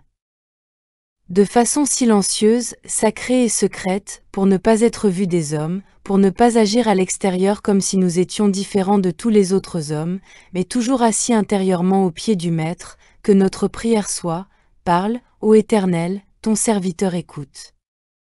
L'effet de cette prière est que l'Éternel ne nous dit pas nos erreurs, mais que l'Éternel les dissout. Au cours de toutes mes années dans le ministère de l'enseignement et de la guérison, je n'ai encore jamais entendu Dieu me parler d'une erreur chez une personne quelconque. J'ai été témoin de la dissolution de très nombreuses erreurs chez d'autres personnes et chez moi-même, mais je n'ai jamais entendu Dieu me dire qu'il y avait une erreur chez quelqu'un. Parler à Dieu et envoyer des pensées à Dieu est une pure perte de temps. Tout ce que nous pourrions dire ou penser serait voué à buter contre notre intégrité spirituelle et à rebondir sur nous, parce que la vérité n'est pas en nous, en tant qu'être humain. Mais maintenir une attitude totale de réceptivité à la parole qui nous est communiquée, voici l'attitude de prière, l'attitude de méditation, l'attitude de guérison, l'attitude d'être un contemplateur des miracles de Dieu. Je sais qu'avec le temps de plus en plus de littérature orientale sera lue, et que de plus en plus de gens vont se méprendre à cause d'une mauvaise interprétation de ces écrits, parce qu'ils croiront qu'il y a des faiseurs de miracles. Mais il n'y a pas de faiseurs de miracles. Une quelconque personne à travers laquelle des miracles se produisent n'est qu'une transparence à travers laquelle l'Esprit accomplit le miracle. C'est cela. La présence est là. Une méditation a suivi. Chapitre 12. Ne passez pas outre. Le dévoilement de Dieu se produit en vous quand vous réalisez que c'est le jeu au centre de vous qui est Dieu, en qui vous pouvez vous détendre sans mot ni pensée, vous détendre et recevoir la parole, vous reposer et recevoir son esprit, vous reposer dans sa grâce sans souci du lendemain et sans regret pour hier, sans reliquat du passé dans votre mémoire, car le passé a été effacé. Quand Dieu est dévoilé en vous, vous commencez à vivre dans le moment présent. C'est comme si vous vous réveilliez chaque matin et réalisiez que Dieu vous a donné un nouveau jour. C'est un jour qui sera rempli de quelque chose. C'est un jour que vous pouvez choisir de remplir de sa présence, de son esprit, de son amour, ou bien c'est un jour que vous pouvez remplir de croyances humaines, de lois matérielles et de lois mentales, si vous ignorez la présence de l'Esprit de Dieu en vous. L'Écriture ne peut pas s'accomplir hier, et l'Écriture ne s'accomplira pas demain. L'Écriture s'accomplit ce jour-ci, si tant est que vous acceptiez le dévoilement, et laissiez l'Esprit de Dieu vous enseigner, que vous laissiez l'Esprit de Dieu vous nourrir et vous inspirer, que vous laissiez l'Esprit de Dieu marcher avec vous tous les jours, à chaque instant, sans jamais essayer de marcher seul, ne serait-ce qu'une minute. Le dévoilement vient au moment où vous décidez de vous réveiller le matin avec Dieu, de vous endormir le soir avec Dieu, et où vous décidez qu'à chaque instant, chaque jour, vous marcherez avec Dieu et laisserez Dieu marcher en vous et à travers vous. Cela est le but et le moyen d'atteindre ce but est l'oreille attentive, l'oreille à l'écoute. Vous marchez avec Dieu et vous vivez avec Dieu et en Dieu seulement dans la mesure où vous apprenez à garder une oreille à l'écoute pendant vos heures de veille et de sommeil. Il faudra peut-être que pendant un certain temps vous mettiez vos oreilles à l'écoute juste avant de vous coucher, en disant « Parle, Éternel, ton serviteur écoute », et qu'ensuite vous dormiez. Lorsque vous vous endormez ainsi, votre corps et votre mental sont au repos, mais vous-même êtes éveillé. Vous recevrez alors des pensées au cours de la nuit, tout aussi consciemment que vous en recevez au cours de la journée. Dans cet état de conscience, vous serez conscient des événements se produisant dans le royaume spirituel, et parfois de leur relation avec vous dans vos affaires humaines, parce que je ne sommeille ou ne dors jamais. La conscience ne dort jamais, ne glisse jamais dans l'inconscience, et la conscience est ce que je suis. Le mental et le corps sont ce que j'utilise, mais la conscience est ce que je suis. Avant l'apparition du premier concept de Dieu, vous pouvez être sûr qu'il y avait je suis, et que j'étais là, et que je suis là, et que je serai là. J'avais au commencement toute la gloire de Dieu, avec Dieu et en Dieu, et par conséquent je n'avais pas besoin de créer dans mon mental un Dieu à adorer. Au commencement, j'étais déjà doté, d'en haut, de sa grâce, revêtu de son esprit, habillé de son immortalité. Ainsi enveloppé dans sa grâce, il n'y avait pas de péché, pas de maladie, pas de mort, et par conséquent aucun besoin d'inventer un Dieu pour se débarrasser de ces choses. Dieu n'est nécessaire dans le mental de l'homme que lorsque celui-ci fait l'expérience de quelque pénurie ou limitation, de quelque erreur ou mal. Un enfant n'a pas besoin de Dieu, parce que l'enfant vit dans toute son innocence d'être, et qu'il est déjà tout ce qu'un enfant devrait être. Il n'y a rien besoin d'ajouter à l'enfant, et il le sait. Beaucoup d'enfants ont dit à leurs parents qu'ils communiaient intérieurement avec Dieu, indiquant qu'ils sont nés avec une compréhension de la véritable nature de Dieu. Ils ont découvert un Dieu qui n'est pas une idée ou pensée dans l'esprit d'un être humain, mais plutôt une expérience de conscience, une communion intérieure dans l'âme. La grâce de Dieu est pour le bénéfice de tous les hommes. Quand Dieu est dévoilé pour vous, et qu'alors vous contemplez Dieu en tant que l'âme de toute l'humanité, vous pouvez réellement sentir au-dedans de vous que le Christ est incarné en vous, en moi, et en votre prochain ami ou ennemi, votre prochain chrétien, juif, païen ou athée. Quand Dieu est révélé dans votre conscience en tant qu'omniprésence, en tant que cet esprit qui est en vous, et quand vous ne demandez plus jamais à Dieu quoi que ce soit, que vous ne le suppliez plus et ne lui dites plus ce dont vous avez besoin, mais que vous demeurez toujours dans la conscience de la présence Dieu, c'est alors que vous avez fait l'expérience de Dieu, et que Dieu est dévoilé pour vous. Dieu est universel. De même que Dieu a fourni un soleil dans le ciel, qui brille sur toutes les terres et les mers, de même la grâce de Dieu est destinée universellement à tous les hommes. Lorsqu'un Krishna a reçu la révélation de la présence de Dieu et de la grâce de Dieu, ce ne fut pas pour qu'un homme puisse être élevé et adoré comme s'il était un fils de Dieu spécial, mais plutôt pour qu'à travers lui la connaissance de Dieu puisse être donnée à ceux de son époque et de son monde particulier. Lorsqu'un Jésus-Christ est apparu sur la terre, ce ne fut pas pour qu'il puisse parcourir cette terre séparée de l'humanité, mais pour que Dieu, apparaissant en tant que la conscience de Jésus-Christ, puisse être une lumière pour ce monde. C'est ainsi que lorsque le message de la voix infinie m'a été donné, ce fut seulement afin qu'à travers moi ce message puisse être apporté au monde entier. Dès lors, croyez-vous qu'il soit possible pour vous de recevoir un message qui serait une grande bénédiction uniquement pour vous, et sans doute pour votre famille? À première vue, il peut sembler en être ainsi, mais ne soyez pas trompés par les apparences. Si vous avez été préparé par l'Esprit à recevoir un message ou enseignement spirituel, c'est uniquement afin qu'à travers vous il puisse se répandre dans votre entourage. Cela peut commencer avec votre entourage familial, cela peut commencer avec l'entourage de votre communauté, mais cela doit s'étendre encore et encore jusqu'à ce que ce message se fraye un chemin dans la conscience humaine, universellement. La joie d'une relation spirituelle. Ceux qui ont travaillé avec le message de la voix infinie pendant un certain temps, ont reçu des bénéfices d'une nature ou d'une autre, bien que ne correspondant pas toujours avec ce qu'ils cherchaient au départ. Parfois, une personne vient à un enseignement spirituel avec l'idée d'obtenir rapidement la santé, et il se peut qu'elle découvre alors que la santé est la toute dernière chose qu'elle obtienne. D'autres viennent peut-être dans l'espoir de trouver le bonheur ou la prospérité, et ils peuvent eux aussi découvrir que ceux-ci sont vraiment les derniers bienfaits qui leur viennent. Mais chacun découvre qu'avant longtemps des bienfaits sous une forme ou une autre commencent à apparaître dans son expérience, et il s'accroche au message avec persistance, jusqu'à ce qu'il finisse par percevoir vraiment la plénitude de la grâce.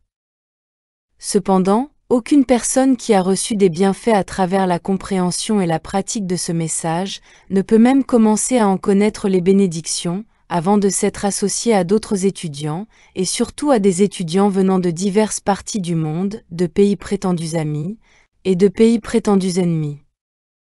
Ceux d'entre vous qui ont eu cette expérience ont découvert par eux-mêmes le lien d'unicité qui existe parmi les étudiants de ce travail. Ce n'est pas en vertu d'une quelconque relation humaine ou d'un lien humain, car il n'y a pas. C'est en vertu de l'esprit commun, de l'esprit unique dont vous découvrez la présence en nous tous. Ce que vous ressentez là parmi les étudiants de la voie infinie, ceux qui habitent près et ceux qui habitent loin, cette camaraderie, cet amour dont vous faites l'expérience, cette joie d'être accompagné dans la voie infinie n'est pas fondée sur des valeurs humaines. Cela est fondé sur leur union consciente avec Dieu, qui constitue leur unicité avec tous les autres étudiants qui se rencontrent sur le chemin spirituel, et vous découvrez ainsi qu'il n'y a aucun besoin d'un lien humain, d'une obligation humaine ou d'une dette humaine. Parce que vous et votre Père êtes un, et que tout ce qu'a le Père est à vous, vous vous tournez au-dedans de vous-même pour la grâce de Dieu. Dans votre relation avec les autres étudiants, vous n'attendez, n'exigez ou ne désirez pas quoi que ce soit d'eux, mais vous partagez avec eux ce qui vous a été donné, provenant de l'abondance de la grâce de Dieu. Vous avez aussi le sentiment qu'ils ne sont pas avec vous pour obtenir quoi que ce soit de vous. Ils viennent dans une libre association d'amour, pour partager avec vous les dons célestes, et afin que vous ayez l'occasion de les partager avec eux. Dans cette relation, il n'y a rien de nature matérielle qui entre en tant que devoir, obligation ou nécessité. C'est seulement de cette manière qu'un tel lien persiste. Du fait que Dieu est dévoilé dans notre conscience en tant que votre identité et en tant que ce qui vous maintient, vous soutient et vous nourrit, et dans la mesure où vous reconnaissez le dévoilement de Dieu dans la conscience de chaque étudiant, et que vous réalisez que lui aussi connaît la source de son bien et par conséquent la joie, non pas d'obtenir, de chercher, d'acquérir, mais de partager, vous commencez alors, et alors seulement, à percevoir ce que peut être une relation spirituelle. Et ce qu'elle fera finalement sur terre parmi les hommes. De même que ce dévoilement de la vérité de votre véritable relation avec Dieu et avec toute l'humanité s'est produit en vous, de même un jour il englobera toute la conscience humaine.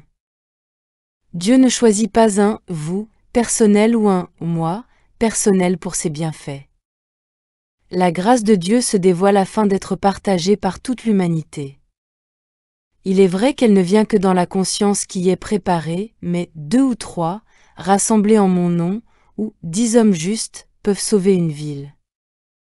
Ainsi, à mesure que cette conscience sera de plus en plus ouverte à ce dévoilement de la vérité, le monde entier sera embrassé dans cette même relation dont font maintenant l'expérience les étudiants de la voie infinie. Le cercle d'état christique. Ces dernières années, partout où l'enseignement de la voie infinie était donné, des étudiants sont venus à moi de tous les coins des États-Unis et du Canada, de tous les coins de l'Angleterre et de l'Europe, de l'Afrique, de l'Australie, de la Nouvelle-Zélande et de l'Amérique du Sud. Tous attirés par quoi? Par l'Esprit de Dieu qui a été dévoilé dans ma conscience humaine, attirés aussi par l'Esprit de Dieu qui a été dévoilé dans la conscience de ceux d'entre vous qui vivez dans chacun de ces pays, attirant à vous tous les hommes de tous les coins du monde, puis les élevant au niveau de notre conscience spirituelle, de votre conscience Christ. En rentrant chez eux, dans leur pays et leur ville, ces étudiants apportaient la grâce qu'ils avaient obtenue dans notre conscience unie, et ils communiquaient cette grâce aux étudiants de la voie infinie dans leur ville et dans leur région, les attirant dans cette fraternité universelle, accomplissant le cercle d'état christique qui est révélé dans le livre L'art de la méditation. Il y a un tel cercle sur le plan intérieur. Il y a ceux avec lesquels nous communions qui ont accès à la conscience divine des êtres illuminés de tous les temps. Il y a un cercle d'état christique dans lequel nous vivons et marchons, et à travers lequel nous recevons la révélation et l'inspiration. C'est ceci qui m'a permis d'écrire que ce cercle serait révélé sur la terre, et il m'a été donné de parcourir ce monde et de former ce cercle invisible parmi les étudiants de la voie infinie. Mais il s'est répandu bien au-delà de ce groupe, parce que le dévoilement révèle que l'Esprit de Dieu est l'Esprit de Dieu pour tous les hommes. Le cercle d'état christique doit donc englober tous les hommes. Qu'ils deviennent ou non un jour des étudiants de la voie infinie, ils seront quand même attirés dans ce cercle. Votre lien dans ce cercle d'état christique sera que vous vivrez dans 2 mondes ou entre 2 mondes. Vous serez dans ce monde mais pas de ce monde. Vous serez du royaume spirituel, mais tout en étant du cercle d'état christique vous vivrez dans le monde des affaires, de l'art, de la littérature, du gouvernement ou de la religion, afin que cette lumière puisse briller, afin que vous puissiez continuer à élever le Fils de Dieu dans tous les hommes. Vous l'élevez en contemplant le Christ dans la conscience individuelle et en tant que conscience individuelle. Ce n'est pas que vous fassiez quelque chose. Vous n'avez pas à entreprendre une mission de bonne volonté ou une mission pour sauver le monde, mais partout où vous êtes et avec tout ce que vous rencontrerez, il y aura, le temps d'un éclair, une seconde de reconnaissance, vous aurez alors élevé le Fils de Dieu en l'homme. Vous aurez perçu et discerné le Christ incarné dans tous les saints et tous les pécheurs que vous rencontrerez, dans tous les amis et tous les ennemis que vous rencontrerez. De cette manière, vous serez non seulement plus solidement incorporés dans le cercle d'état christique, mais vous attirerez dans ce cercle ceux qui étaient en dehors, telle une branche d'arbre qui est coupée, se dessèche et meurt. L'objectif de la voie infinie. Une fois encore, laissez-moi vous rappeler que la fonction de la voie infinie n'est pas simplement de guérir la maladie ou de vaincre le péché ou la pénurie. C'est de s'élever hors de la conscience à 3 dimensions, hors de la conscience du bien et du mal, dans la 4e dimension, la conscience illuminée qui connaît les choses de Dieu. Dans 2 royaumes à 4 dimensions, vous êtes dans un domaine de conscience où non seulement vous connaissez les choses de Dieu, mais où vous recevez les choses de Dieu, et où vous vivez sous la loi de Dieu. Ceci est la grâce. Le Maître, connu entre tous pour son état réalisé de conscience Christ, avait comme principe « Ne résistez pas au mal » et « Remets ton épée au fourreau », ce qui est une reconnaissance qu'il n'y a pas de pouvoir dans le monde extérieur, rien à combattre.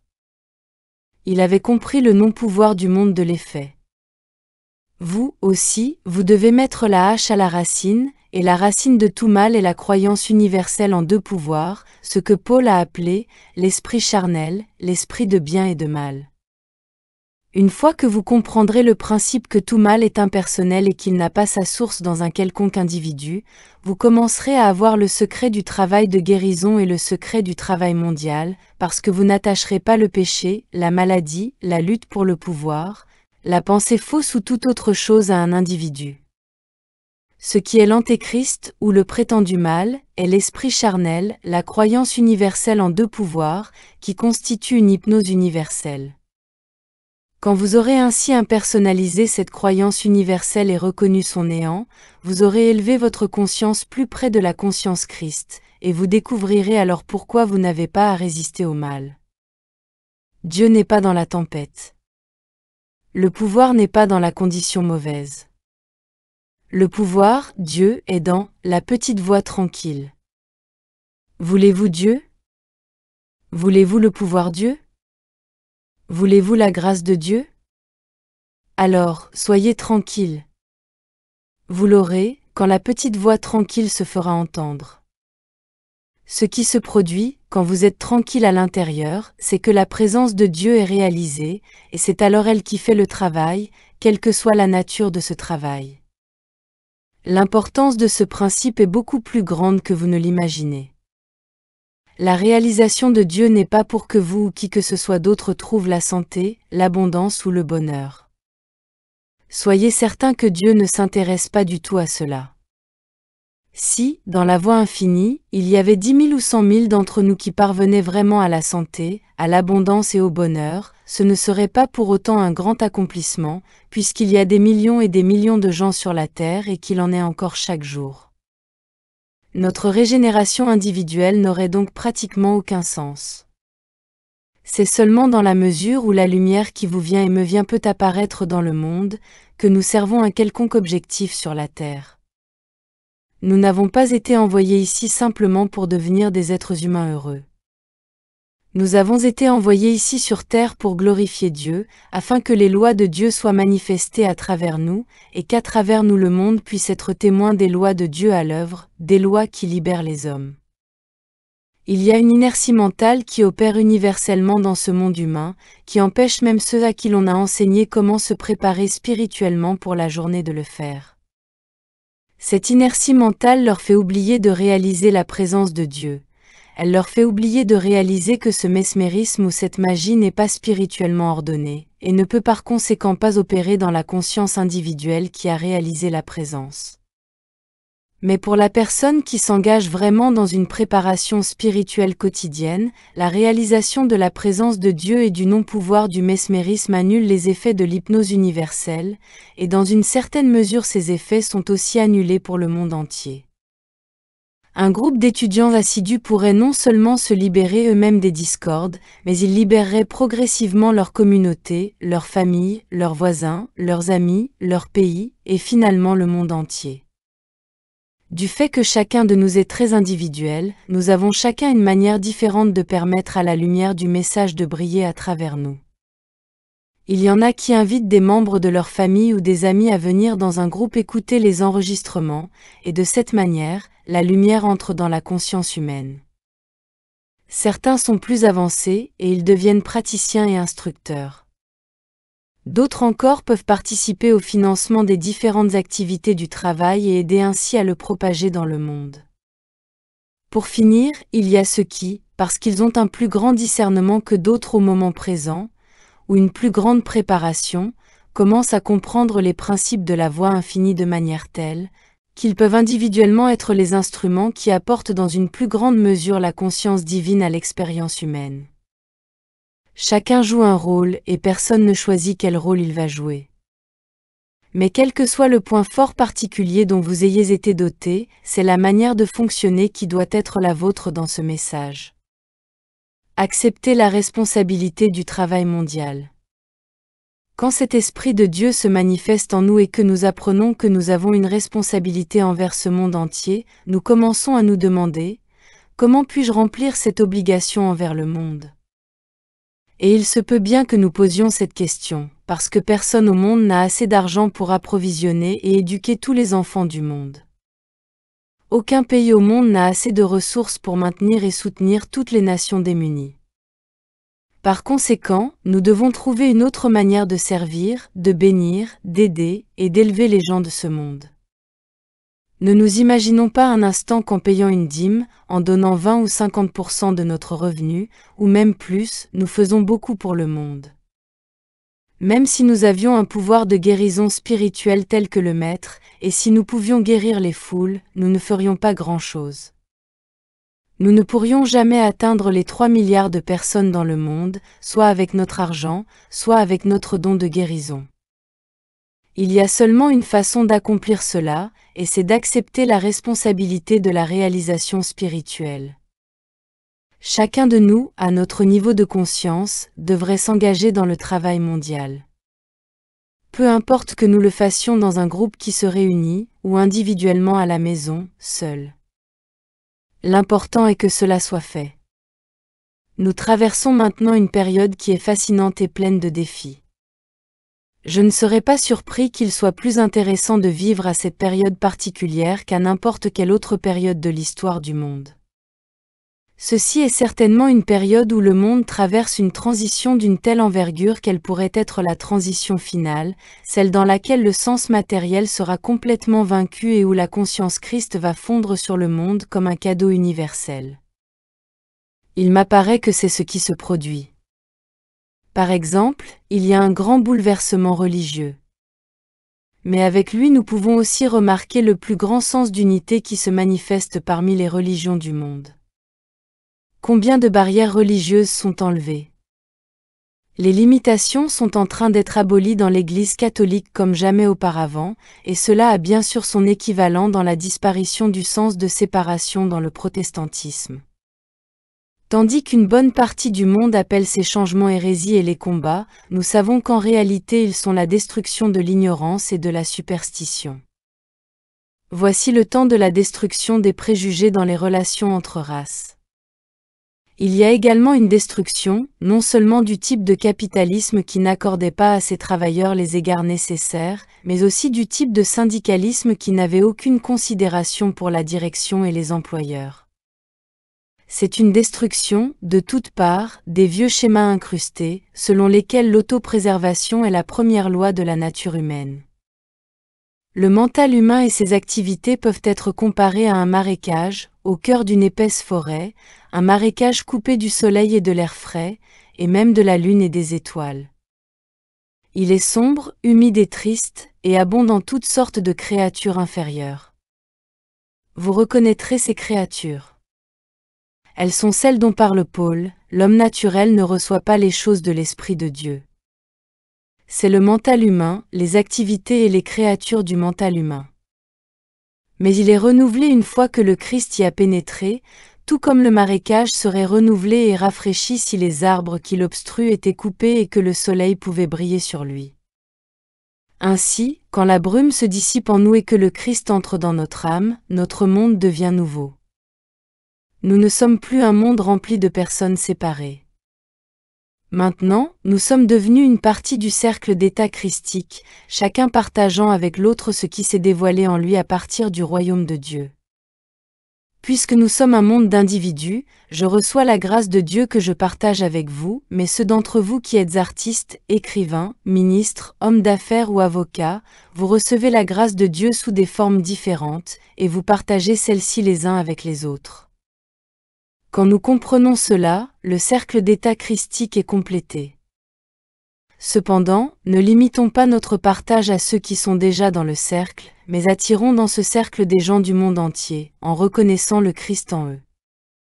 Élever le Fils de Dieu en eux les attire dans le cercle de lumière.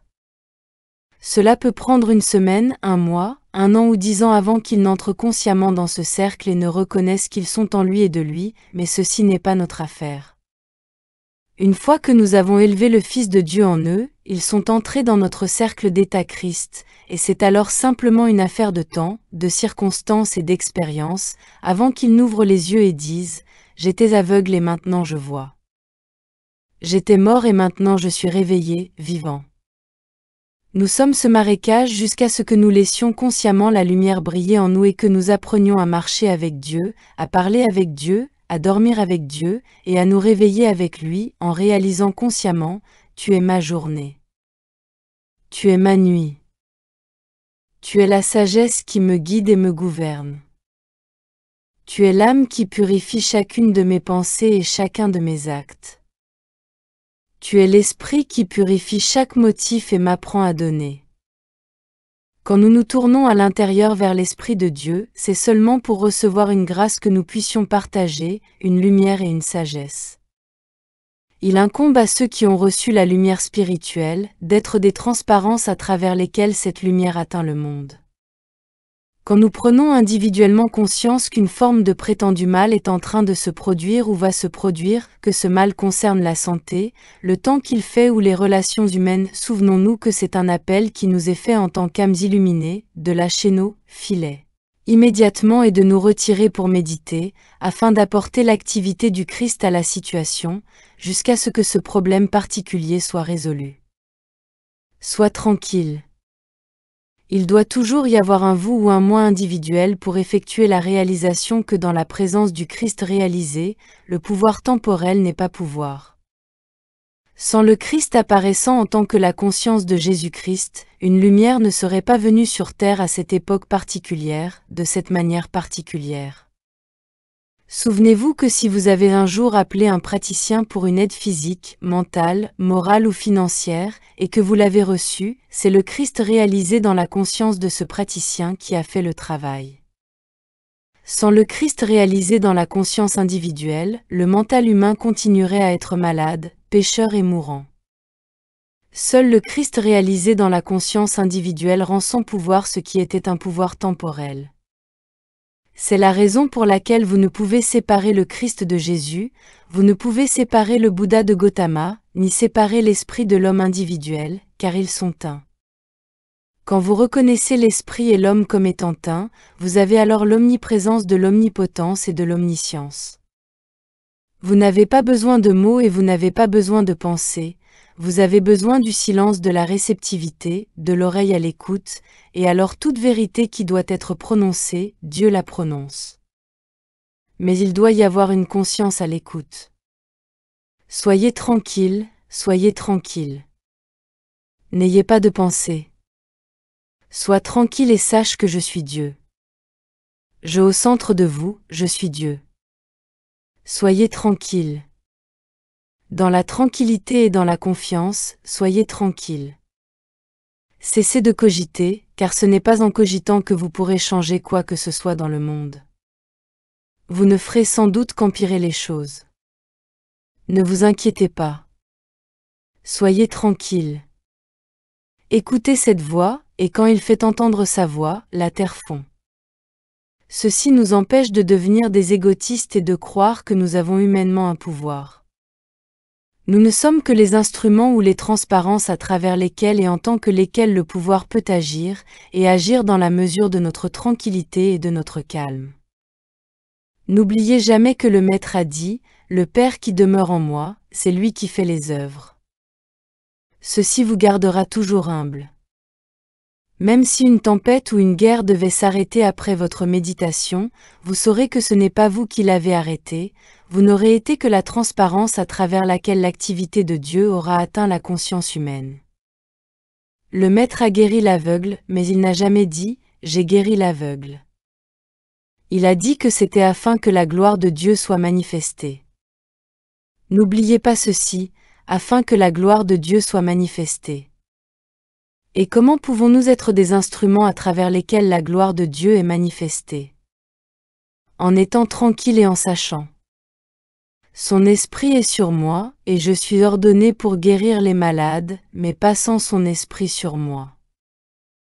Je suis ordonné pour guérir les malades, non en vertu de mots que je connais ou de pensées que je pense, mais en vertu de son esprit qui est sur moi, et alors les mots justes et les pensées justes apparaîtront.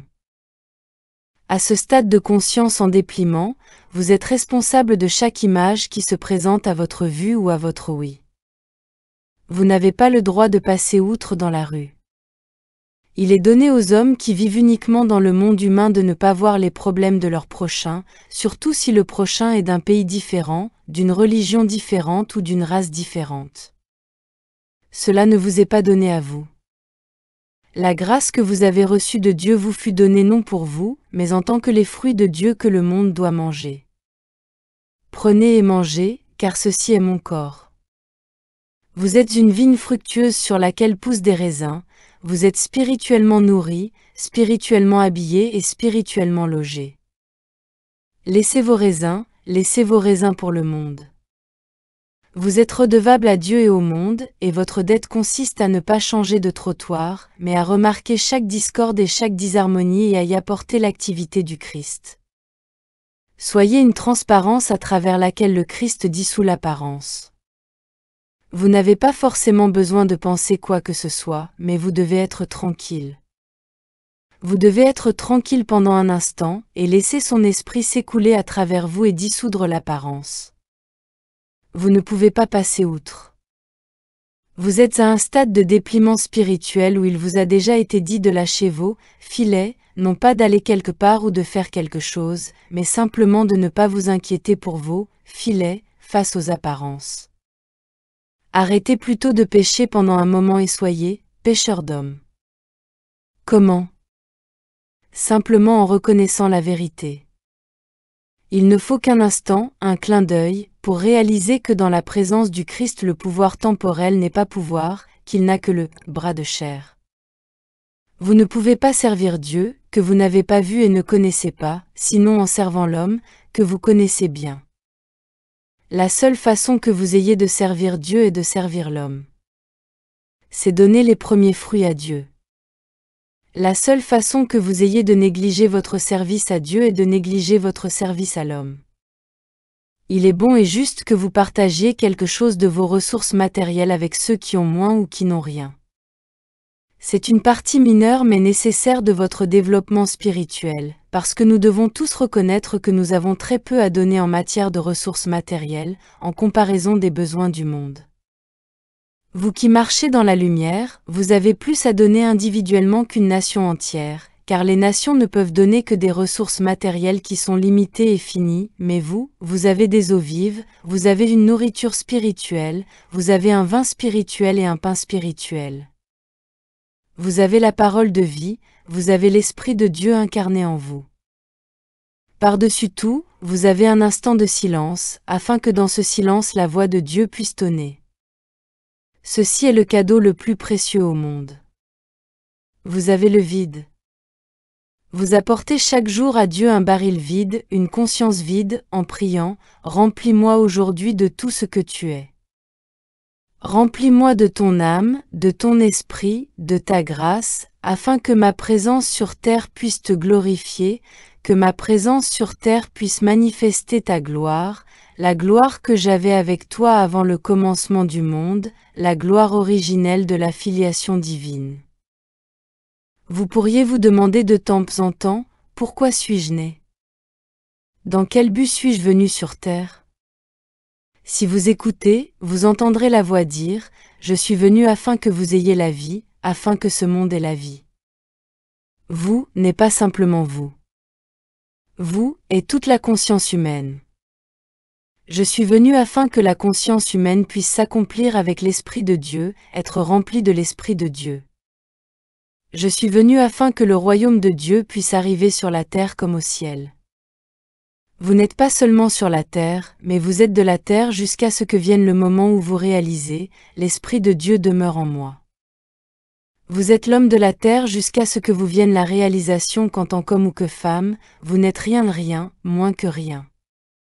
C'est seulement dans la mesure où l'Esprit de Dieu touche votre conscience que vous êtes éveillé, vivifié. Vous êtes les morts vivants, jusqu'à ce que l'Esprit de Dieu vous touche, afin qu'à travers vous cet Esprit ait la possibilité de s'écouler vers toute l'humanité. Pour cela, il faut réaliser qu'en face de toute apparence, chaque fois qu'un être humain vous apparaît, vous devez élever le Fils de Dieu en lui et réaliser Dieu incarné en lui. Chaque fois qu'une apparence de péché, de maladie, de mort, de pénurie, de limitation ou de désastre se présente à vous, vous devez instantanément vous rappeler qu'en présence de Dieu réalisé, en présence du Christ réalisé, le pouvoir temporel n'est pas pouvoir. Au ciel ou sur la terre, il n'y a pas de plus grand pouvoir que je suis. Quand l'Esprit du Seigneur Dieu est sur vous, vous êtes ordonné, mais vous n'êtes pas ordonné pour être mis à l'écart. Vous êtes ordonné pour guérir les malades, pour réconforter, pour nourrir, pour pardonner. C'est là le but de l'ordination, non pas que vous puissiez être glorifié, mais que vous puissiez être mieux équipé pour donner plus abondamment, pour partager plus librement, pour comprendre plus universellement que ce ne sont pas seulement les enfants de votre chair qui sont vos enfants, mais que tous les enfants de ce monde sont vos enfants et que vous avez une égale responsabilité de partager avec eux. Vous devez être capable de regarder ce monde et de lui dire, l'Esprit de Dieu en moi est ton Père. Tu peux te tourner vers le Père au-dedans de moi pour la substance et la subsistance. Toi, ami ou soi-disant ennemi, tu peux te tourner vers l'Esprit de Dieu en moi, la paternité de Dieu en moi, pour prendre soin de toi. Vous comprendrez alors cette relation qui a été gardée secrète vis-à-vis du monde, ce lien invisible qui existe entre tous les mystiques. Les mystiques visibles et invisibles du monde, qui ont reconnu je se tenant à la porte de leur conscience, sont éternellement unis dans la conscience, partageant les uns avec les autres. J'ai mis devant toi une porte ouverte, que personne ne peut fermer. Apocalypse 3, 8.